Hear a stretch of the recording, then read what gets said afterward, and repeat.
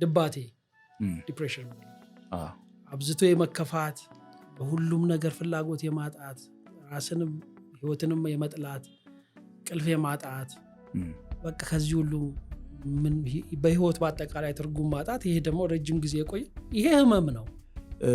በዚህ ሀገር በጣም እየደነቀኝ ያለው እንዳልኩ የሀሳብ መሪዎች የሀሳብ አመንጮች የሆኑ የመጡት ደግሞ ኃይለኛ ተሳዳቢ ሰዎች መሆናቸው ምሁሩን ራሱ ሊፈትነው ይችላል። በቃ ምናምን ቃል ስጥ ምናምን ብሎ ከዛ ያ ካርቦኑ ሲወጣ ምናምን ሞራል ወደቀዳባ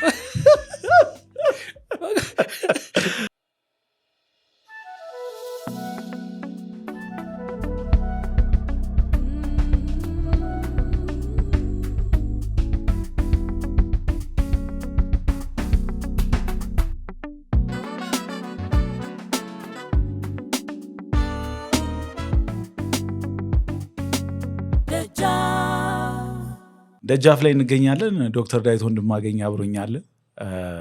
ለሶስተኛ ጊዜ ወደ ደጃፋችን ስትመጣ ነው። በዚህኛው ደግሞ ሲዝን በሶስተኛውም አመጣጥ አንድ የተለየ ርዕሰ ጉዳይ እንደምናነሳ ተስፋ አድርገናል፣ ተነጋግረናል። ግን የሰማሁት አንድ ነገር አለ። ሆስፒታል ከፍታችኋል አሉ። አዎ አይታማል። እንደዛ ከሱ ብንጀምር አሪፍ ነው። ወሬ አይደበቅም። ሆስፒታልማ አይደበቅም። ኢትዮጵያ ውስጥ ወሬ አይደበቅም። አይ ነው ያ አዎ አንድ ሁለት ወዳጆቼ የሐኪም ሕክምና ውስጥ ቢዝነስ ሰዎች የረጅም ጊዜ ወዳጆቼ ናቸውና ሁሌ ለምን አትሰራም እንደዚህ የሚሉት ይሉኝ ነበረ። በረጅም ጊዜ አልሰራም፣ ፕራይቬት ስራ አልሰራም ነበር። ከዛ አይመቸኝም በዚህ ገብቶ በዚህ ወጥቶ እያልኩ በአብዛኛው ስንፍና ነው፣ በአብዛኛውም እንዴት ሊሰራ ይችላል የሚለው ማሰብ የተለየ እንዲሆን በማሰበውን ነገር መስራት ፈልግ ነበር እና ከዛ አይ በቃኛ ኢንቨስት እናደርጋለን ሲሉ ደሃ በጉልበቱ ምን ችግር አለው ሀብታም በገንዘቡ በሚለው ኦኬ እንደዛ ከሆነ ያው በጣም እንደምታውቂ አእምሮ ሕክምና ፍላጎት አለኝ ሀገር በጣም ብዙ ሰው በጣም የአእምሮ ሕክምና አገልግሎት ይፈልጋል። በጣም ብዙ ሰው ደግሞ ያስፈልገዋል አላወቀም እንጂ አይ ሰስፔክት ሰው እሱ ስላለ ስለዚህ አንድ የአእምሮ ሕክምና ላይ የሚያተኩር ሆስፒታል ነገር ብንከፍት የሚል ብለን ከፍተናል። ጊዜ ይባላል። ጊዜ ጠቅላላ ሆስፒታል ነው። ምንድን ነው ጊዜ? የአእምሮ ሕክምና ከለው እና ተመላላሽ ተኝቶ ማከም የመሳሰለውን ሙሉ ለሙሉ ግን የአእምሮ ሕክምና ለአዋቂዎች ለህፃናት የሚሰጥበት ነው። የራሳችን ፍልስፍና ነገር ለማድረግ ሞክረናል። እሱን መተግበር ነው የምንፈልገው። በህሙማን አይን ነው ያልነው። በህሙማን አይን ማለት የጤና አገልግሎትን በህሙማን አይን ብናየው መታመም ምንድን ነው የሚለውን እንድንጠይቅ እንገደዳለን። አንድ ሰው ሲታመም ህመም ምንድን ነው ለሰው በታማሚው አይን ምንድን ነው የሚደርስበት? አንድ ሰው ሲታመም የመጀመሪያው ነገር እኔ ማሰብ የመጀመሪያው ነገር ህመም መስተጓጎል ነው። መስተጓጎል ነው ማለት ሁሌ ስንኖር ያመናል ብለን አንኖርም። ሰው ሲኖር ያልሰማ ነው የሚመስለው። መታመም መሞት ምናምን የሌላ ጉዳይ ነው። በግሉ የሱ አይመስለው። ሁላችንም ስንኖር እንደዛ ነው ያልሰማን ነው። ስለዚህ ድንገተኛ ነው። ሁሌ ምንም አይነት ድንገተኛ ነው እና ካቀድነው ነገር የሚያስተጓጉለን መስተጓጎል ነው ህመም። ስለዚህ ዛሬ የሆነ ቦታ የመሄድ ስራ የመስራት ወይ እንደዚህ ቀጠሮ ምን ቢኖርህና ሌሊቱን ቢያምህ ተስተጓጎልክ ማለት ነው። ስለዚህ እያንዳንዱ ሐኪም ቤት ሊታከም ይመጣ ሰው የተስተጓጎለ ሰው መጀመሪያ ሲመጣ ማለት ተስተጓጉሎበት ነው የሚመጣው። በአደጋም ቢመጣ በደንብ ተስተጓጉሎበት ነው የሚመጣው። ጣሙ ቢመጣ እንደዚሁ ቀጠሮ ይዘው ለሕክምና ቢመጣ መጀመሪያ እስካልመጣ ድረስ ሁሌ የሚሰራው ነገር አይደለም። ሐኪም ቤት ሄዶ መታከም የሰው ልጅ የሥራ ባህሪ አይደለም። ከሚሰራቸው ስራዎች ውስጥ አይደለም። አንድ እሱ ነው። ስለዚህ የማያውቀው ነገር ደርሶበታል ማለት ነው። ሁለተኛ የመስተጓጎሉ ሳያንሰው የማያውቀው ቦታ ነው ይመጣው። ሐኪም ቤቶች በጎ ቦታዎች መሆን አለባቸው። በአወቃቀራቸው፣ በአሰራራቸው፣ በሁሉም መንገድ በጎ ስሜትን መፍጠር አለባቸው ብለን ነው የምናምነው። ግን ወደ እውነቱ ስንመጣ በተለይ ደግሞ በእኛ ሀገር ሐኪም ቤቶች አሰቃቂ ቦታዎች ናቸው። በጣም እኛ ብዙ በሕክምና ውስጥ የቆየን ሰዎች የሸመገልን ያለን ሰዎች እንደዚህ ለምደነዋል። በጣም ስለለመድነው እንትኑ አሰቃቂነቱ አልታየን እያለን ብዙ ተቸግረንበታል ይመስለኛል። ምክንያቱም የትም ቦታ ሐኪም ቤት ብትሄድ ብዙ የታመመ ሰው፣ ብዙ ደግሞ የተቸገረ ሰው፣ የቁስል ያለው፣ የሚደማ፣ የሚያጣጥር፣ መተንፈስ የሚያቅተው በጣም ብዙ እንትን አለ። ህፃናት፣ እናቶች ምን ይሄ አሰቃቂ ነገር ነው እና ዛሬ ታሞ ለሚመጣ ሰው የሚያየው ነገር አስደንጋጭ ነው። የሚያውቀው የለመደው ቦታ አይደለም የሚመጣው። ሁለተኛው ነገር እሱ ነው መታመም ማለት። ይህ እንግዲህ ህመሙን ጋር ሳንደርስ ማለት ያመመውን ነገር ዋናው ጉዳዩ ጋር ሳንደርስ አንደኛ ድንገት ነው እንዳሰበው አይደለም፣ ተስተጓጉሏል። ሁለተኛ የማያውቀው ቦታ ነው የመጣው። ሶስተኛ የማያውቃቸው ሰዎች ጋር እሱ ሚስጥር የሚለውን ነገር ሊናገር ነው የመጣው። ማለት ሰውነቱ አሁን በሕክምና በጣም ስለለመድ ነው እንጂ ለሌላ ሰው ራቁትህን መሆን እኮ እንትን ነው አይደል? ስትሬንጅ ነው።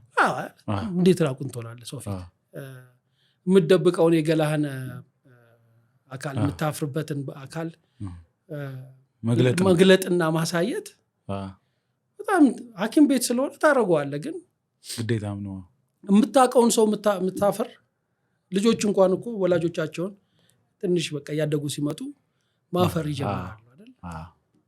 ይሄን ሁሉ የማታውቀው ሰው ግን በዛ ደረጃ ማለት ነው አካልን ብቻ ሳይሆን ሚስጥርህንም። በተለይ ደግሞ የአእምሮ ጤና ጉዳይ ሲሆን ሌላ ነው። አእምሮ ሲሆን ደግሞ ሌላ ነው የሚሆነው። ግን ሚስጥር በሌላው ምክንያት ሚስጥርህን ማለት ምን እንዳመመ ምን ስለ ኑሮ ስለምን ትናገራለህ። ይሄ ሁሉ ነገር በጣም ያልተለመደ ነው በጣም እና መታመም ከህመሙ በላይ ማለት ነው። ከህመሙ እኩል ከህመሙን ይዘን ከህመሙ ውጪ ግን አዳፕቲቭ ቻሌንጅ እንለዋለን። የመልመድ ትግል ነው ማለት መታመምን መልመድ አለብህ። የታመመ ሰው ሆኖ መኖርም ማለት ነው። እንደ ጤነኛ ሰው ሳይሆን የታመመ ሰውም ሆነ መኖርም መልመድ ይፈልጋል። እና ይሄ በጣም እንትን ነው፣ ከባድ ነገር ነው። እንደዚህ አስቤው አላውቅም። ህመሙ የሚያመጣብህን ነገር መልመድ አንድ ነገር ነው ማለት ለምሳሌ መተንፈስ የሚከለክል ቢሆን እሱም መልመድ በራሱ አንድ ነው። ግን ከዛ ውጪ ህክምናን መልመድ ራሱ ሌላ ጉዳይ ነው። ከዛ ላብራቶሪ ትባላለህ፣ መርፌ ትወጋለህ፣ እዛ መድኃኒት ቤት ትባላለህ። እንደዚህ ሲሆን ይሄ ሁሉ ነገር ኑሮ አዲስ ስራን አኗኗርን መልመድ ማለት ነው እና ለብዙ ሰው አስቸጋሪ ነው፣ በጣም አስቸጋሪ ነው። ስለዚህ ይህንን በዚህ አይን ብናይ ህክምናን በምን መልክ ልናዋቅረው እንችላለን? ስለዚህ አንድ ሰው ሲመጣ መስተጓጎሉ ምንም ልታረግ አትችልም። በተወሰነ ልትቀርፈው ትችላለህ። ለምሳሌ ድንገተኛ ነገር ካልሆነ ዝም ብሎ ድንገት ከሚመጣ አቅዶ ሊመጣ ይችላል። አንዳንዱ በጣም ማለት በጣም ቀላል ነገር ነው። እኛ ጋር ለምን ለማድረግ እንደሚቸገር እኛ አሁን እዚህ አሳክተ ነው። ለምሳሌ ዝም ብሎ ተደራርቦ ሰው መምጣት የለበትም። እንዴት ማለት? ለህክምና ሲመጣ ሁሉም ሐኪም ቤት አሁን የምታየው ነገር ወረፋ ታያለህ። ማት ሰው ተደርድሮ ነው የምታየው። ቤንቹ ራሱ ለዛ የተዘጋጀ። እንደዛ መሆን የለበትም። አንተ ሰውየው የሚመጣውን ሰው ድንገተኛ ውጭ ሆኖ ሰው ታውቃለህ እኮ ይመጣው ለምን 3 ሰዓት ነው አትለው? ያኛውን ደግሞ 3 ሰዓት ከሩብ ላይ ና ለምን አትለው? ያኛውን 3 ሰዓት ተኩል ላይ ና ለምን አትለው? 15 ደቂቃ እኮ ነው የምትሰጠው ማለት ነው። 40 ደቂቃ እኮ ነው በየ1 ሰዓት እኮ ነው በየ1 ሰዓቱ መቅጠር ትችላለህ። ስለዚህ እሱን በማድረግ ብቻ ብዙ እይታውን ማሻሻል ትችላለህ። ሰው ሲመጣ የሚያየውን ነገር ማሻሻል ትችላለህ። ይሄ በጣም መደረግ የሚችል ነገር ቀላል ነገር ይሄ ቀላሉ ነገር ነው። ግን ከዛ ውጪ መልመድ ስለሚፈልግ ሲመጣ የለመደ ሰው ብታረግለት ነው። እንዴት ማለት የለመደ ሰው በጣም ጥሩ። ስለዚህ አሁን እኔ ሆስፒታል ለምጃለሁ ወይ ነርስ ብንል ሆስፒታል እንዴት እንደሚሰራ ያውቃል ታውቃለች አይደል? ስለዚህ ሲመጣ አንድ ሰው መጀመሪያ ነርስ ቢያገኝ ወይ ሐኪም ቢያገኝ በቃ አለቀ እኮ አይደል? ያ ሰው ደግሞ እነዚህን መልመድ ያለበትን ነገር ይሰራለታል። ምንድነው የምትፈልግ የት ጋ ነው መሄድ ያለበት እዚህ ጋር ነን ሄድና ልውሰድህ እንደዚህ ላድርግ። ይሄ ኬዝ ማኔጅመንት ይባላል። ኦኬ። እና በዚህ ውስጥ አንደኛው ዋና ያደረገው ነገር ኬዝ ማናጀርስ እንዲኖሩ አደረገ። ስለዚህ መጀመሪያ ሲመጣ በተለምዶ ሪሴፕሽን ምናምን የምትለው አይነት ነገር የለም ማለት መዝግቦ ምናምን ቆይ ሐኪም ጋር ጠብቅ ምናምን የሚለው ሲመጣ ማን እንደሚመጣ እናውቃለን። ያ ሰው የራሱ የሆነ የአእምሮ ሕክምና ነርስ ይኖረዋል። የአእምሮ ሕክምና ነርስ ማናጀሩ ይሆናል። ማናጀሩ ይሆናል ማለት እሱ ሕክምናውን በተመለከተ አሁንም ወደፊትም እንደ አካውንት ማኔጀር ነገር ይሆናል። ስለዚህ ሁሉ ቀጠሮውን፣ መድኃኒቱን፣ የሚያስፈልገውን ነገር ምን የሚለውን ነገር የሚሰራለት ይሆናል። ነርስ ነው የሚሆነው ያን የሚያደርግለት ነርስ ነው የሚሆነው እና ለታማሚው ኢንዲቪጁዋል ይመደብለት። ኢንትረስቲንግ። ስለዚህ ያ በጠቅላላ የመልመድ ሸህሙን ያቀልለታል። ሕክምናውን እንዴት መታከም አለበት የሚለውን ለመልመዱ ማለት ነው። የእሱም ሳይሆን የቤተሰቡን የመሳሰለው እንደዚህ። ከዛ ኦፍኮርስ እንዳልኩት በጎ ስሜት የሚፈጥሩ መሆን አለበት። ስታየው የማያስደነግጥ መሆን አለባቸው። የሆስፒታል አካባቢዎች ቅድም የጠቀስካቸው ነገሮች ሁሉ ማለት አንዳንድ ጊዜ ድንገተኛዋ ቦታ ሆስፒታሎች አካባቢ ስትሄድ በአንደኛው መጽሐፍ ላይ ጽፌያለሁ። ድንገተኛው እዛው ላይ የሆነ ነው ይመስል እዛ ጋር ነው እንጂ ከሰውየው ከውጭ ድንገተኛ ደርሶበት የመጣ ሳይሆን እዛው ድንገት ደርሶ ድንገተኛ የተፈጠረ ነው ይመስል እንደዛ። ይሄን ማስተካከል የሚቻሉ ነገሮች ናቸው እኔ ብዬ አምናለሁ። ማለት ብዙ ሰው ማለት ኃላፊ ሆነ እኮ አላደረግከው ምናምን ይሉኛል። ማለት ስላላደረግኩት አይቻልም ማለት ነው አይደለም። ስትችለው ታደርገዋለህ ነው። ግን ለምን ያላደረግከው ግን አልቻልኩም። ሞክረህ ነበር? ሞክሬያለሁ። እዚህ ግን በትንሽ ስኬል ሲነሳ ጀምሮ እና አንተ ራስህ ብዙ መቆጣጠር በምትችለው መወሰን በምትችልበትና ብዙ ውጣ ውረድ በሌለበት ሁኔታ ማድረግ ተችሏል። ይቻላል። የማይቻል ነገር አይደለም። በጣም ትልቅ በሆነና ውስብስብ በሆነ ረጅም የራሱ የሆነ ታሪክና ባህል ባለው ሲስተም ውስጥ አስቸጋሪ ነው ለውጥ እንደዚህ ላምጣው ካልክ በጣም አብዮታዊ የሆነ ነገር እንቅስቃሴ መፍጠር አለብህ። ሰዎችን ማስተባበር ይፈልጋል። ሰዎች የለመዱትን ነገር ለመለወጥ በጣም ይቸግራቸዋል የመሳሰለው። እዚህ ግን ያደረግነው ምንድነው? ስልጠና ነው። ቀድመን አሰልጥነን የተመረጡት የተቀጠሩትን ሰዎች አዲስ ልጆች ግራጁዌቶችን ነው ሆን ብለን ከትምህርት ቤት የወጡ ልጆች ሌላ ነገር ያልተለማመዱ ሌላ ልምድ ያላቸው ሰዎች ልምዱን ነው መቀጠል የሚፈልጉት። ልምዱን መቀጠል ነው የሚፈልጉት። የሰው ባህሪ እንደዛ ስለሆነ አዲስ ልጆች ግን አዲስ ነገር ማስለመድ እንችላለን።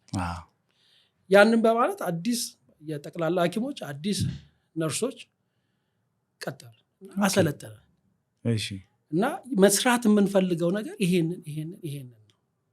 እኛ የምንሰራው ይሄንን ነው። በቃ ሌላ ነገር አለ። እዚህ ቦታ እንደዚህ ነው የሚሰራው፣ እዚህ ቦታ ይሄን ነው የሚሰራው። ጥሩ። እኛ የምንሰራው ግን ይሄንን እንሰራለን። ቀላል አይደለም ግን እንሰራለን። ባህሉን መፍጠር ግን ይቻላል። አሁን 7 ወር እና 6 ወር 7 ወር በጣም ጥሩ ነው። እውነትህን ነው። በጣም ጥሩ ነው። አሁን የራሳችን ስለሆነ እንደዚህ በጣም ጥሩ ስትል ግን አንተ በአስተዳደር ውስጥ ጭምር ያለፍክ ሰው ስለሆንኩ እኔ አሁን በጣም ደስ ይለኛል ሳየው። በጣም ሰው ጥሩ ሕክምና የሚያገኝበት ቦታ ነው። አንድ ሰው ምን አለኝ ጠየቀኝ በቅርብ ማለት ነው። በጣም የገረመኝ ነገር አለ። እንዴት አድርጋችሁ ነው ከጥበቃ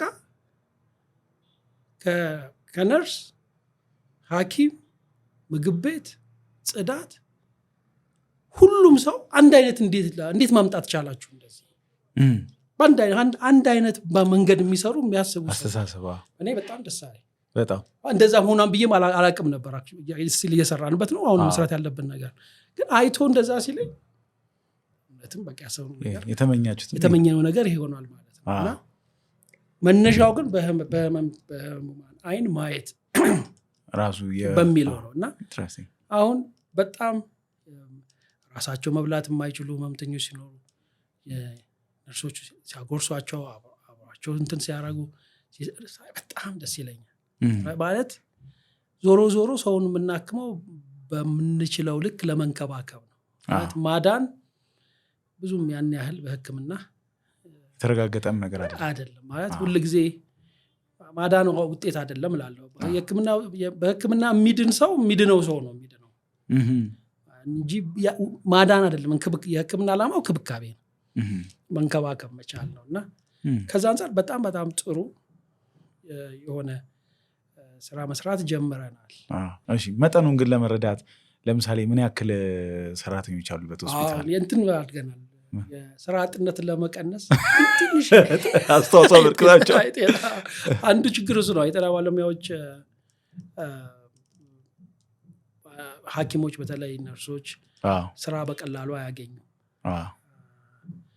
ስለዚህ እኛ እንደውም በጣም የምናስበውን ነገር መስራት ስለምፈልግ ለምሳሌ አንድ ነርስ ካስፈለገው ሙሉ ለሙሉ 24 ሰዓት አንድ ነርስ ይኖረዋል ስላሰብን 12 የጠቅላላ ሐኪሞች አሁን ወደ 30 ደርሰዋል። አእምሮ ህክምና ነርሶች፣ ጽዳት 2 ሙሉ ጊዜ የሚሰሩ የአእምሮ ሐኪሞች፣ ምን ስንል ወደ ፋርማሲስት እንደዚህ ስንል ላቦራቶሪ እነዚህ ሁሉ ጨምረን አይ ቲንክ ወደ 50-60 ሰው ሪሊ ትንሽ የሚባል ሆስፒታል አይደለም። ትልቅ ነው። ትልቅ ነው። እና ዓላማው ግን በጎ ስራ ለመስራት የሚያስፈልገውን ሪሶርስ ማሟላት አለበት። እና በዚህ መልክ ሰራዋለሁ ካልክ ብዙ ሰው ያስፈልጋል ማለት ያለ ሰው ልትሰራው አትችልም።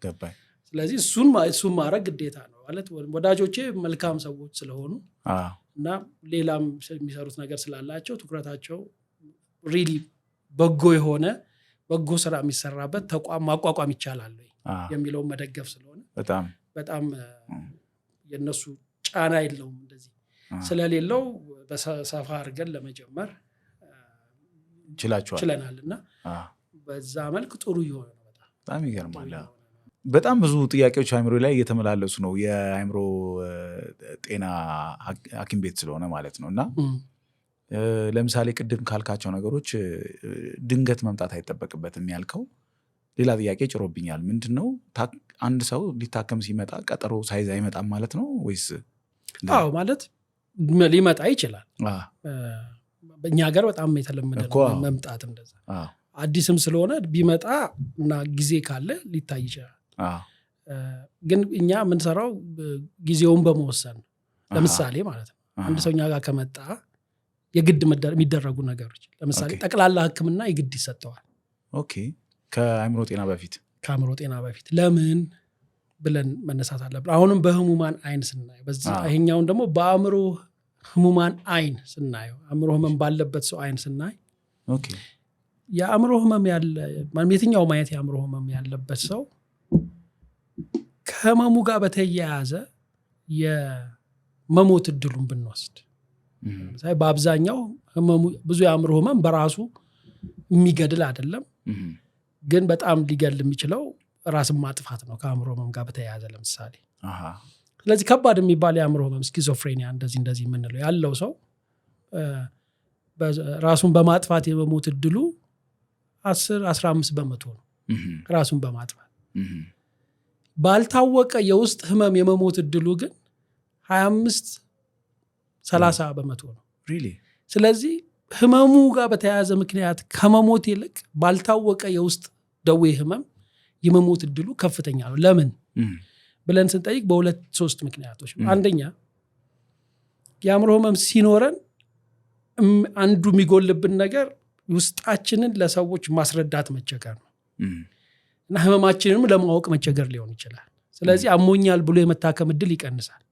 አንድ ሁለተኛ በብዙ ጥናቶች እንዳየነው የጤና ባለሙያዎች በአጠቃላይ የአእምሮ ህመም ያለበት ሰው ሲመጣ ቀድሞ የሚታይ የአእምሮ ህመም የሚታይ ነገር ስለሆነ ማለት ፊት ለፊት እንደዚህ አንዳንዱን ልታረጉ ነገር ስላለው እሱን አይቶ እሱን ወደሚያክም ሰው መምራት ነው በአብዛኛው። መነጋገሩምና ህመሙም ይሄ ነው ብሎ ስለዚህ ብዙ ህመም ከማግኘት ይልቅ ሚስ ያደርጉታል። እሱ አለ። የአእምሮ ህመም ባለሙያዎች ደግሞ እንደኛ አይነቱ ደግሞ እሱም ብቻ ስለምንሰራ ጠቅላላ ህክምናውን መስራት ብንችልም ትኩረት አንሰጠው።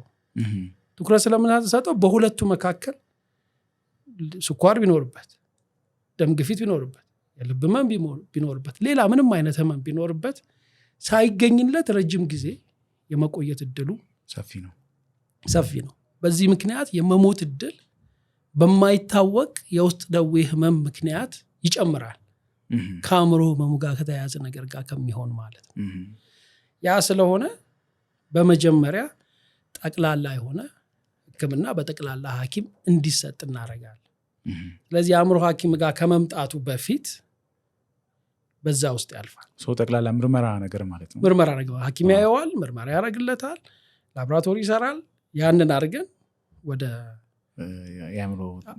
አእምሮ ጉዳይ ይሄዳል ማለት። ስለዚህ እኔ ጋር ወይም ሌላ የሚያየው የአእምሮ ሐኪም ጋር ሲመጣ መረጃ አለኝ። ስለዚህ ችላ ልለው አልችልም ማለት ነው። ለዛ ህክምና የሚያስፈልገው ደግሞ ያንን ህክምና ያገኛል። ለአእምሮ ህክምና አእምሮ ህክምናውን ያገኛል። በዛ መልክ ይሄዳል። ይሄን ለማድረግ ጊዜ መስጠት ያስፈልጋል። ስለዚህ አንድ ሰው መጥቶ በ15 ደቂቃ ሊታይ አይችልም፣ በ20 ደቂቃ ሊታይ አይችልም። የትኛውም የአእምሮ ህክምና ከ45 ደቂቃ እስከ 1 ሰዓት ተኩል ይፈልጋል። የመጀመሪያ ስታየው አንድ ሰው እንደ ህመሙ አይነት ማለት አሰስመንቱ። ስለዚህ በአማካይ እኛ 50 ደቂቃ ነው የምናደርገው። 50 ደቂቃ እንሰጣለን። ያ 50 ደቂቃ የተያያዘ ከሆነ አሁን ቢመጣ አንድ ሰው ዘው ብሎ ገብቶ ሊታከም አይችልም ማለት ነው፣ ድንገተኛ ካልሆነ በስተቀር። ወዲያው ድንገቴ ነገር ታሞ መታየት ካለበት ይታያል። እሱ ሌላ አሰራር ስለሆነ፣ ካልሆነ ግን ለጠቅላላ ኬዝ ማናጀር ያገኘዋል። ኬዝ ማናጀሩ ይመዘግባል፣ ሁኔታውን ያያል። ድንገተኛ ነገር የለውም፣ ሰዓት ክፍተት ቦታ አለ ወይ፣ በዚህ ሰዓት ክፍተት ካለ በዚህ ሰዓት ትታያለ፣ ካልሆነ ግን በዚህ ቀን ትመጣና በዚህ ቀን ትታያለ ነው። በቃ አለቀ። ይሄ በጣም በጎ የሆነ አካባቢን የህክምና አካባቢን ለማስቀጠል በጣም ይጠቅማል።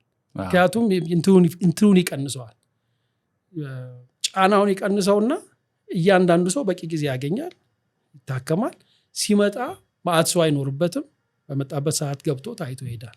ስለዚህ ብዙ ሰው የሚሆናል መሰለው ነበር።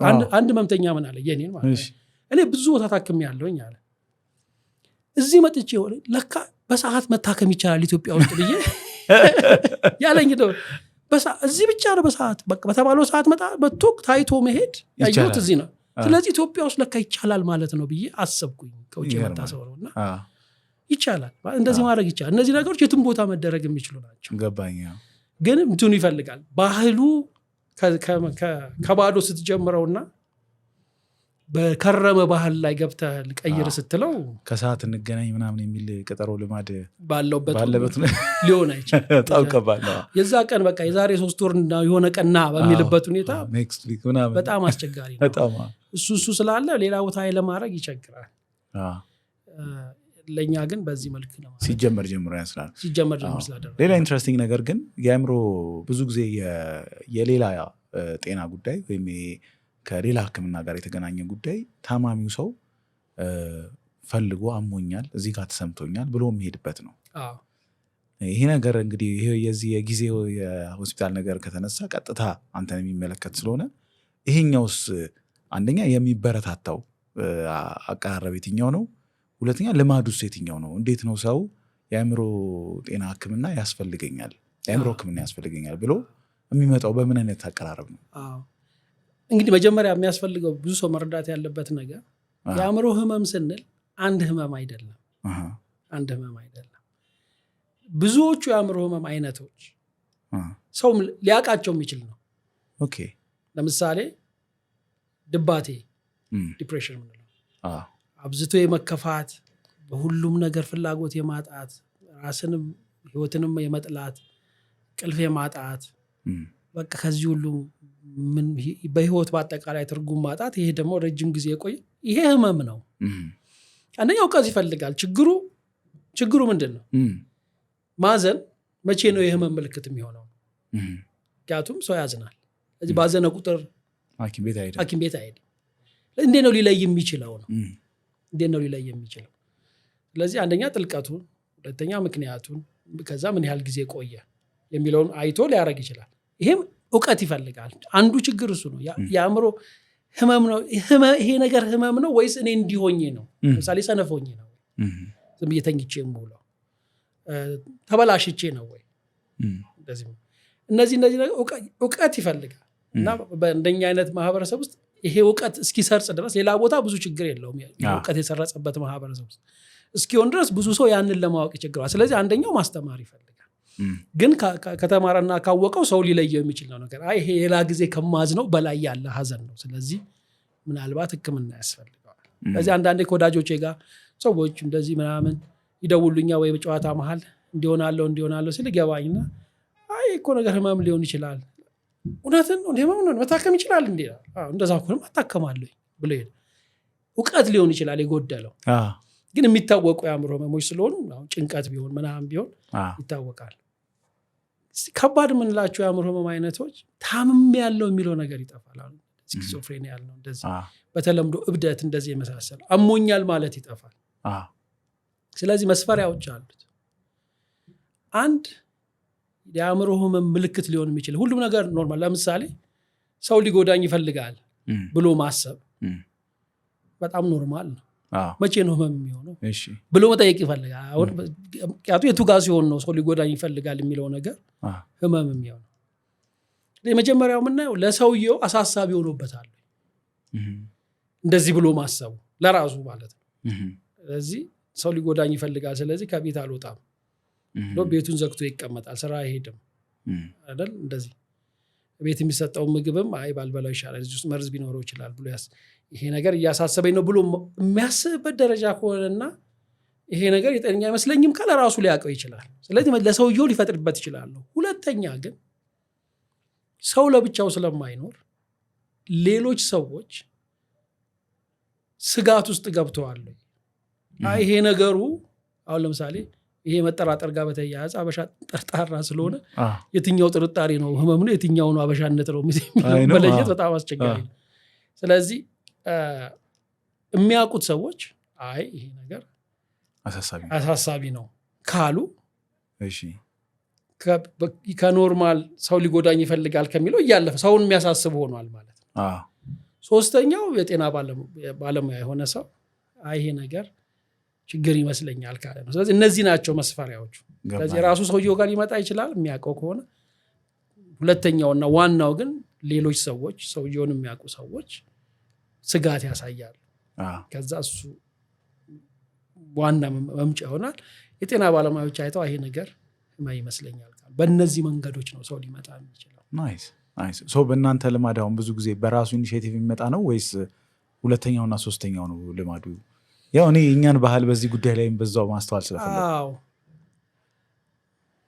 እንደ ህመሙ አይነት ተለያይቶ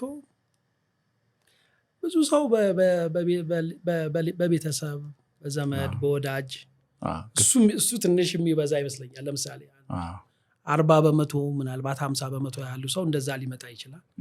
ሌላው በራሱ ይመጣ 1-20-25 ብታረገው ጥሩ ጥራት ነው። የወጣት ልጆች ቢያጠኑት በጣም ኢንተረስቲንግ ጥያቄ ነው። በዚሁ አጋጣሚ የሚሰሙ ተማሪዎች ካሉ ፔፐራቸውን እዚህ ላይ በጣም ጥሩ ጥራት በእኔ ልምድ እንደዚህ የሚሆን ይመስለኛል። ግን በጣም ጥሩ ነገር ለልጆች ሰጀስት ማድረግ እንችላለን። ጥሩ ነው። እያስተማርክ አይደለም እንዴ አንተ? አሁን እንዴ እያስተማርኩ እኮ እንደውም አሪፍ ነው። ራሱ ርዕስ ራሱ ሰጀስት ታደርጋቸዋለህ። በጣም አልስቤ አላውቅም ነበር። በጣም ጥሩ ነገር ነው። እነግራቸዋለሁ። አካባቢውን ንገረን በዚህ ጉዳይ ላይ። ወደ ሌላ የት አካባቢ ነው ራሱ ጊዜ ሆስፒታል ያለው? ጊዜ አካባቢ ኮተቤ ኪዳነ ምሕረት ቤተክርስቲያን ያለበት አካባቢ ነው። 02 የሚባል ድሮ መቄዶንያ የነበረበት እዛ መገንጠያ ነው። እንደዚህ ብረታ ብረት እንደዚህ ኮተቤ ነበረ። እዛ ነው ያለው። ኢንትረስቲንግ፣ በጣም ኢንትረስቲንግ። አንተ ከቀድሞ ጀምሮ ከግል ሕክምና ጋር በተገናኘ በጻፍከውም ድርሰት በግልህም የምታንጸባርቃቸው ነገሮች ነበሩ። ብዙም ሪዘርቬሽኖች አሉብኝ። አሁን ራስህ ገብተህ ስታየው አሁንም አለብኝ። በጣም ነው የሚጨንቀኝ። ምንድን ነው ግን ዋና እንትን ነው ማለት ጤና የሰብአዊ መብት ጉዳይ ነው ብዬ ነው የማስበው። ኦኬ። እና መንግስት አስተያየቱ ለማህበረሰብ ጤና አገልግሎትን በነፃ መስጠት አለበት። ሰው በዜግነቱ ሊያገኘው ከሚችለው በነፃ ሊያገኝ ከሚችለው መብቶች መካከል ነፃ የጤና አገልግሎት መሆን አለበት ብዬ ነው እማምነው። እኔም እንደዛ ነው እማምነው። እሺ ግን ትላለህ ግን አለ ግን በዛ መልክ አልተዋቀረም የኛ የጤና ስርዓት እና ሰዎች ከዛ ደግሞ ያ ካልሆነ ደግሞ የተሻለ ፋይናንስ የሚደረግበት መንገድ መፈጠር አለበት። ሰዎች ከኪሳቸው እያወጡ እየታከሙ በዘለቄታ ለመዝለቅ በጣም በጣም ይቸግራል። ሕክምና ውድ ነገር ነው። አሳዛኙ ነገር እሱ ውድ ነው። ቤት ውድ ነው። ምርመራ ውድ ነው። በተለይ እንደኛ አይነት ሀገር ብዙን ነገር ራሳችን ማንፈጥረው ማናመርተው ምናምን ስለሆነ በጣም በጣም በጣም ውድ ነገር ነው እና ሞራሊ የከልቤ በጣም ስትራግል አደረግበታል። አሁንም ድረስ ሰዎች ይሉኛል በቃ ለሁሉም እኮ አገልግሎት ነው። የሚችል ሰው ይታከማል፣ የማይችል ሰው እንደዚህ ይሆናል። በእኛ ሀገር የሚችለው ሰው ራሱ ትንሽ ነው የሚችለው ማለት ትንሽ ነው የሚችለው ማለት ልክ ነው። ትንሽ ወጪ ከበዛ ተከታታይነት ስላለው ይሄ አንድ ያክመው የሚሄድ ነገር አለ። ተከታታይነት ስላለው እስከ መቼ ከኪሱ እያወጣ ሊከፍል ይችላል ማለት ምንም ያህል ማለት ትንሽ ሰው ነው ገንዘብ ያለው ምንም ላይመስለው የሚችል ማለት ምንም እያወጣ ቢታከም ምንም የማይመስለው በጣም ጥቂት ሰዎች ናቸው። በጣም ምንም ጥያቄ ከዛ ውጭ ያለ ሰው ጠቅላላ እያወጣ በተከታታይ ለመታከም ይቸገራል። ስለዚህ የተሻለ ፋይናንስ የምናደርግበት መንገድ መኖር አለበት ነው እንግዲህ ማለት ይሄ እኔ ጤና የሰብአዊ መብት ጉዳይ ነው። ሊሰጥ ከሚገባቸው አገልግሎቶች ውስጥ ማህበረሰብ በነፃ ሊያገኝ የሚገባው ነገር በፖሊሲ በዛ መንገድ መሄድ አለበት ብለው ከሚያምኑት ውስጥ ነኝ። ሌላኛው የፖሊሲ አመለካከት ደግሞ እንደ ማንኛውም ሸቀጥ ንግድ ነው፣ የሚሸጥ ነው። የሚገዛ ሰው ያገኛል፣ የማይገዛ ሰው አያገኘው ወይም በአቅሙ ያገኛል አይነት ነገር ይሆናል። ስለዚህ አንዳንዶቹ አሁን በጣም መጥፎ የምትላቸው የጤና ስርዓቶች ለምሳሌ የአሜሪካ ጤና ስርዓት መጥፎ ከሚባሉት ውስጥ ነው። ምክንያቱም ገንዘብ ላይ ያለው ሰው በቃ እንትን አለበት የሚለው ስለሚጫ ነው ማለት ነው። ክሩል ነው ይላል። ክሩል ነው። በጣም ጥሩ የምትላቸው የስካንዲኔቪያን፣ የዩኬ፣ የካናዳ እነዚህ ደግሞ ብታይ ማህበረሰብ በነፃ ሊያገኝ የሚችለው ስለሆነ ስትል በጣም ጥሩ ናቸው። ግን መለስ ብለህ ስታየው እንደኛ አይነት ሀገር ብዙ ሰው ያለው ሀገር እና የኢኮኖሚ ሁኔታው በጣም ደካማ የሆነ ሀገር ጤናን መስጠት ስቴቱ ሊጠበቅበት የሚገባው በጣም አነስተኛውና መሰረታዊ ነገር መሆን አለበት ማለት መብራት፣ ውሃ ምን እንደምትለው ማለት ነው። ዞሮ መለስ ብለህ ስታየው ሁሉም ነገር ምንድነው ችግር ነው። እኛ ሀገር ግን እሱ ነው ሁሌ የሚይዘኝ የነበረው በፊትም እና አሁንም ስቲል ይዘኝ ስቲል አልለመድኩትም። በምን ታካክሰዋል? ለምሳሌ ትንሽ አይቼ በቃ ምንም እነዚህ ወዳጆች ጥሩ ናቸው ብለህ ለዛ ነው በቃ ካልቻለ ይታከማል ማለት እንደዚህ አይነት እድሎች ገምቻለሁ። እንዳዘጋው መፍራት ነው። አይ ቲንክ ጥሩ ነገሩ የፓርትነርሺፕ ስራ ብዙ ጊዜ ባላንስ ለመደራረግ ይመቻል። አንተም እነሱም እየጎተቱ አለ አይደለ? እንደዛ ነው። በጣም እነሱ በጎ ሰዎች ናቸው። በጎ ሰዎች ስለሆኑ በጣም እንደው ኢንስቲትዩሽኑ ካላበዛ ነው። ለምሳሌ እኔ ደሞዝ የለኝም 7 ወር ምናምን ሰርቻለሁ። በትርፍ ሰዓት ነው የምሰራው፣ ደሞዝ የለኝም። እነሱም ደሞዝ ማናችንም ገንዘብ አንወስድ፣ የሰራነውን ነገር እዛው ለሰራተኞች እንከፍላለን። እንደዛ ይሆናል። የሌላቸው ሰዎች ከሆኑ በቃ እና መቆየት ካለበት ለምሳሌ አንድ ሰው ልታከም ገብቶ ረጅም ጊዜ መቆየት ካለበት ግን መክፈል ካልቻለ ይቆያል ማለት ከስላልቻልክ ውጣ ወይ ገንዘብ አምጣ ምናምን አንልም። እንደዛ ፋውንዴሽን እንደዚህ የማድረግ ሀሳብ አለን። አንዳንድም የፋይናንሲንግ መንገዶችን እናስባለን። እንግዲህ ጊዜው ሲመቻች ሰው ሳይሰማው ሊታከም የሚችልበት ፋይናንሲንግ መፍጠር ይቻላል ማድረግ ይቻላል ወይ የሆነ አይነት የኢንሹራንስ ስኪም እንደዚህ መፍጠር ይቻላል ወይ የሚለውን እየተነጋገርንበት ነው። በጣም አሪፍ ግን በጣም ደስ ይላል። ያ አምሹር በብዙ የልምዶችህና ፍላጎቶችህ ተስፋፍቶ በቅርንጫፎችም ደረጃ ሊያድግ የሚችል ነገር እንደሚሆን ተስፋ አደርጋለሁ። ምንመኘው እንግዲህ ምንመኘው በጣም ጥሩ ነው። አሁን የምንሰጠው ኬር ሆነስትሊ በጣም ጥሩ ነው እና በምስራቅ አፍሪካ በጣም አሪፍ እንዲሆን እንፈልጋለን። ማድረግ ደግሞ ይቻላል። ምንም እኔ ጥርጥር የለኝም። በተወሰነ ታግሰን ከያዝ ነው እናውቀዋለን። ምስራቅ አፍሪካ ውስጥ ያለውን የአእምሮ ሕክምና ደረጃና አገልግሎት እናውቀዋለን እና በጣም መድረስ የሚቻል ነው። ወረ ማለፍ የሚቻል ነው። ብዙ ሩቅ አይደለም። በጣም ማለፍ የሚቻል ነው እና እንደዛ እንለዋለን። ጊዜም ያልነው አንደኛው እሱ ነው ማለት ጊዜ። ያው እኔ ስለ ጊዜ የማስበው ነገር ከዚህ በፊት ተነጋግረናልና ግን ስለ አእምሮ ህመም ሳስብ ጊዜ አንደኛው የአእምሮ ህመም የሁሉም አይነት የአእምሮ ህመም መገለጫ ጊዜን የምናይበት አይን ነው። በአእምሮአችን ውስጥ ያለፈው የአሁኑና የሚመጣው ኮምፕረስድ ነው፣ ተጨምቆ አንድ ይሆናል። ነገሩ እንደዚህ ጋር ነው። ኢትዮጵያ ውስጥ ማን ተረፈ ልትለኝ ነው እኮ። ግን የአእምሮ አንደኛው ነገር እሱ ነው። በቃ ጊዜ በጣም ጭምቅ ነው የሚለው አእምሮ ውስጥ እና አንደኛው ኃላፊነታችን እሱን በተወሰነ መንገድ ማስፋት ነው። ለየግለሰቡ ያለፈውን ባለፈው፣ የአሁኑን በአሁኑ፣ የሚመጣውን በሚመጣው አድርጎ እንዲያይ ማስቻል። ያ ከባድም የሚያደርገው አጠቃላይ ሕክምናው ግን ይሄ ራሱን የቻለ ሌላ ፍልስፍና ስለሆነ ብዙ ሰው ግራ እንዳይገባው። ግን ጊዜ ያላችሁት ግን ከዛ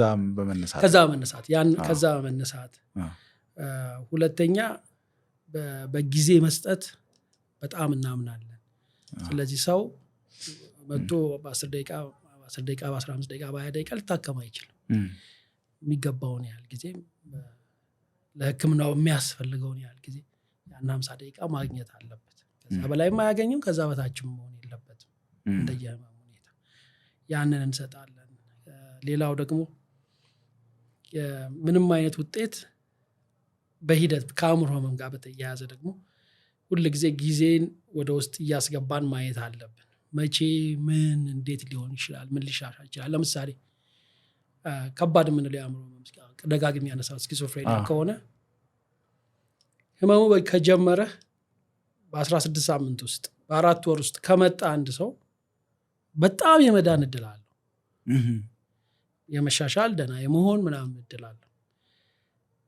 በቆየ ቁጥር አንጎላችን ውስጥ የሚጠራቀሙት መርዛማ ኬሚካሎች አንጎሉን ስለሚጎዱት ብናክመው ሙሉ ለሙሉ የመሻል እድሉ ይቀንሳል። ስለዚህ ጊዜ መሰረታዊ ይሆናል። መቼ መጣ፣ መቼ ጀመረው፣ መቼ መጣ፣ እንዴት መጣ የሚለው ይሄ በጣም መሰረታዊ ችግር ነው በእኛ ሀገር የአእምሮ ሕክምና ውስጥ። ምክንያቱም የአእምሮ ህመም በአብዛኛው ይመጣል ብለን የምናስበው ከተለያዩ ምክንያቶች ስለሆነ ሰዎች ሌሎች አማራጮችን ቀድሞ ይሞክራሉ። በዛ ብዙ አማራጮችን ቀድሞ ሲሞክሩ ወደ ሕክምና መጥቶ ሊታከም የሚችል የአእምሮ ህመም እነዛ አማራጮች አይሰሩም አይደለም። የሚሰሩለት ሰው ሊኖር ይችላል። የማይሰሩለት ሰው ግን ወደ ሕክምና በሚመጣበት ጊዜ ብዙ ኦልሬዲ መዘግየት ስለሚኖረው ከሕክምና ሊያገኝ የሚችለውን ጥቅም ሳያገኝ ይቀራል፣ ወይም ደግሞ ሙሉ ለሙሉ የማግኘት እድሉ ይቀንሳል። ብዙ ከጊዜ ጋር የተያዙ ጉዳዮች አሉ። ይገርማል። የምናነሳው ርዕሰ ጉዳይ ዛሬ በሰፊው እናነሳዋለን ብዬ ተስፋ የማደርገው ጉዳይ አሁንም በተወሰነ መልኩ ከአእምሮ ጤና ጋር ይገናኛል፣ ከስነ ልቦና ጋርም ይገናኛል። ጉዳዩን እናነሳለን ብዬ ሳስብ ከዶክተር ዳዊት ውጭ ሰውም ላስብ አልመጣልኝም። ምክንያቱም የአእምሮ ጤናን ጉዳይ፣ የስነ ልቦናን ጉዳይ ከማህበረሰባዊ ሁኔታዎች ጋር በማያያዝ በርካታ የአደባባይ ሀሳቦችን በማቅረብ ስለምትታወቅ ማለት ነው እና በዛ ምክንያት በጣም የአንተን እይታዎች በዚህ ጉዳይ ላይ ለማየት ጓጉቻለሁ። የሚሰሙና የሚያዩ ሰዎችም እንደዛው እኔ የገመትኩትን ነገር እንደሚያገኙ ተስፋ አደርጋለሁ። የሶሻል ሚዲያ ዘመን በቅርብ የዛሬ 1-2 ዓመት የመጣ ባይሆንም አዳዲስ ራሱ የሶሻል ሚዲያ ፕላትፎርሞችን ጨምሮ እንደ ቲክቶክ ያሉትን የምንነጋገርበትን የምንግባባበትን የሞራል ቫሊዎቻችንን ጭምር የቀያየረው የመጣ ይመስላል። ምናልባት ራሱ መቼም ሁላችንም የባህል ሰው እንደ ባህል፣ የጥበብ ሰው እንደ ጥበብ ነገሩን የሚያይበት መንገድ አለ።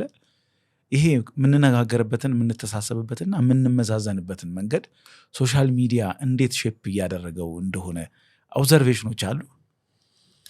አዎ በጣም ጥሩ ነገር ነው ያነሳው ዴቭ። እንግዲህ ሰውን የምናይበት አይን አይደል? እኔ ሰውን የማይበት አይን ሰው የዘመን ውጤት ነው። ስለዚህ ሰው እንዲህ ነው ተፈጥሮ ለማለት ይቸግራል። በጣም በየዘመኑ የሚሰራ ስለሆነ ምን አይነት ዘመን ምን አይነት ሰው ይፈጥራል የሚለውን ማየት ይፈልጋል። እና በየዘመኑ ያለው ቴክኖሎጂ ደግሞ ለዛ ለተፈጠረው አይነት ሰው ለሚሆነው አይነት ሰው አስተዋጽኦ ማድረጉ አይቀርም። እና እነዚህ ቴክኖሎጂዎች መኖራቸው የዘመኑን ሰው በአንድ ወይ በሌላ መልክ ማንነቱን እየቀረጹ ሰውነቱን እንዲህ አይነት ሰው ማለት የማናውቀው ሰው እንዲሆን እያደረገው ያለ ይመስለኛል። በጣም ጠቅላላ እንትን እሱ ነው ማለት ጠቅላላ እይታይን ሳየው ብዙ ጊዜ ስለ ሰው ልጅ ተፈጥሮ ስናስብ አንዱ በጣም የምንሳሳተው ነገር ተፈጥሮ ያለቀ ይመስለናል፣ ተሰርቶ ያለቀ ይመስለናል። ሰው አንድ ውስን የሆነ ፍጡር ማንነቱ ቋሚ የሆነና ከዚህኛም በፊት የነበሩ ሰዎች እኛም ከኛም በኋላ የሚመጡ ሰዎች እንደኛ አንድ አይነት ናቸው ብለን እናስባለን። እንደዛ አይደለም። ዘመኑ ለሰዎች ማንነት የሚያደርገው አስተዋጽኦ አለ በጣም። ያን ደግሞ ምንድነው ኮንዲሽንስ ኦፍ ፖሲቢሊቲ እንደዛ ያ እንዲሆን የሚያመቻቹ ሁኔታዎች አሉ። እና አሁን ሶሻል ሚዲያ መኖሩ ምን አይነት ሰዎች ምን አይነት ልጆች ምን አይነት ወላጆች የሚለውን ይወስናል። ልጆች ሰዎች ልንሆን የምንችለው ነገር በእነዚህ ነገሮች መወሰኑ አይቀርም። አሁን በተለይ ብናወራው በጣም ደስ የሚለኝ ሌላ አስደናቂ ልማድ መጥቷል ብዬ አስባለሁ። እና ስድብ የሚያሸልም እየሆነ እንደዛ እያስተዋልኩ ነው። በጣም በእኛ ማህበረሰብ በእኛ ህብረተሰብ ዘንድ መሳደብ፣ መራገም ወዘተ ትልቅ ክሬዲት የሚያሳጣ በኋላ ላይም ደግሞ በማህበረሰብ ውስጥ ምንም አይነት ቦታ ለማግኘት በሚደረገው ጥረት ውስጥ ተመዝግቦ ራሱ መገኘቱ በአንድ ወቅት እንደዚህ አይነት ብልግናን አንጸባርቋል። ይሄ ሰው መባል ራሱ የሚከተል አይነት ነገር ልማድ ነው። እንግዲህ እንደ ዜጋ እንኳን ሳስተውለው እና የዚህ ህብረተሰብ አንዱ አካል ሆኖ ራሴን ሳስበው እና በቅርብ ጊዜ ግን በጣም በተሳዳቢነት የሰለጠኑ አይነት የኦፒኒየን ሊደርስ ራሱ እንደ ጉድ እየፈሉ ነው ብዬ አስባለሁ። ያ ነገር ደግሞ በሶሳይቲው በማህበረሰቡ የሚያስቀጣ የሚያገል ነገር ከመሆኑ ይልቅ የሚያሸልም ነገር እየሆነ የመጣ ይመስለኛል። ምንድን ነው ያንተ እይታ እዚህ ላይ? ልክ ነው።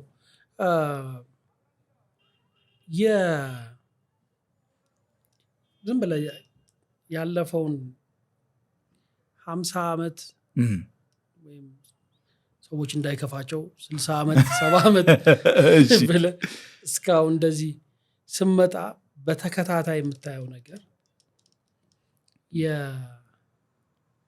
የሞራል ዝቅጠት ነው የመጣው። እና ቴክኖሎጂዎቹ ይወስኑታል ያልነው ለዛ ነው ማለት ያ የሞራል ዝቅጠት ስላልነበረ ላይሆን ይችላል። ምናልባት አሁን ከብሮ የመጣው ቴክኖሎጂው ስላወጣው ሊሆን ይችላል። እሺ ኢንትረስቲንግ። አንደኛው ነገር ቴክኖሎጂ ጋር ቴክኖሎጂ አንደኛው ነገር ምንድነው የሶሻል ሚዲያ የፕላትፎርሞች አድቫንቴጅ ሌቭሊንግ ነው። ሌቭሊንግ ማለት እኩልነት አመጣ። እውነተኛ እኩልነት አለ። በፊት እኮ የሚናገር ሰው ይናገራል፣ ይረባ ሊሆን ይችላል፣ የማይረባ ሊሆን ይችላል ምናምን፣ ግን ብዙ ሰው አይናገርም። በቃ ምንም ልናገርም ቢል የሚናገርበት እድል የለውም። አሁን ሁሉም ሰው እኩል መናገር ይችላል። ያንን ፈጥሯል፣ ያንን እድል ፈጥሯል። እንግዲህ በጎም ይሁን ስድቡ ጋር እንመጣለን። በጎም ይሁን ምናምን እሱ በበጎም ልንጠቀምበት እንችላለን። ለሁሉም ሰው እድል ማግኘቱ ለመጥፎም ሊውል ይችላል። የቴክኖሎጂ ችግር አይደለም ይሄኛው ሌቭል እንዲሆን ማድረጉ። ሁለተኛ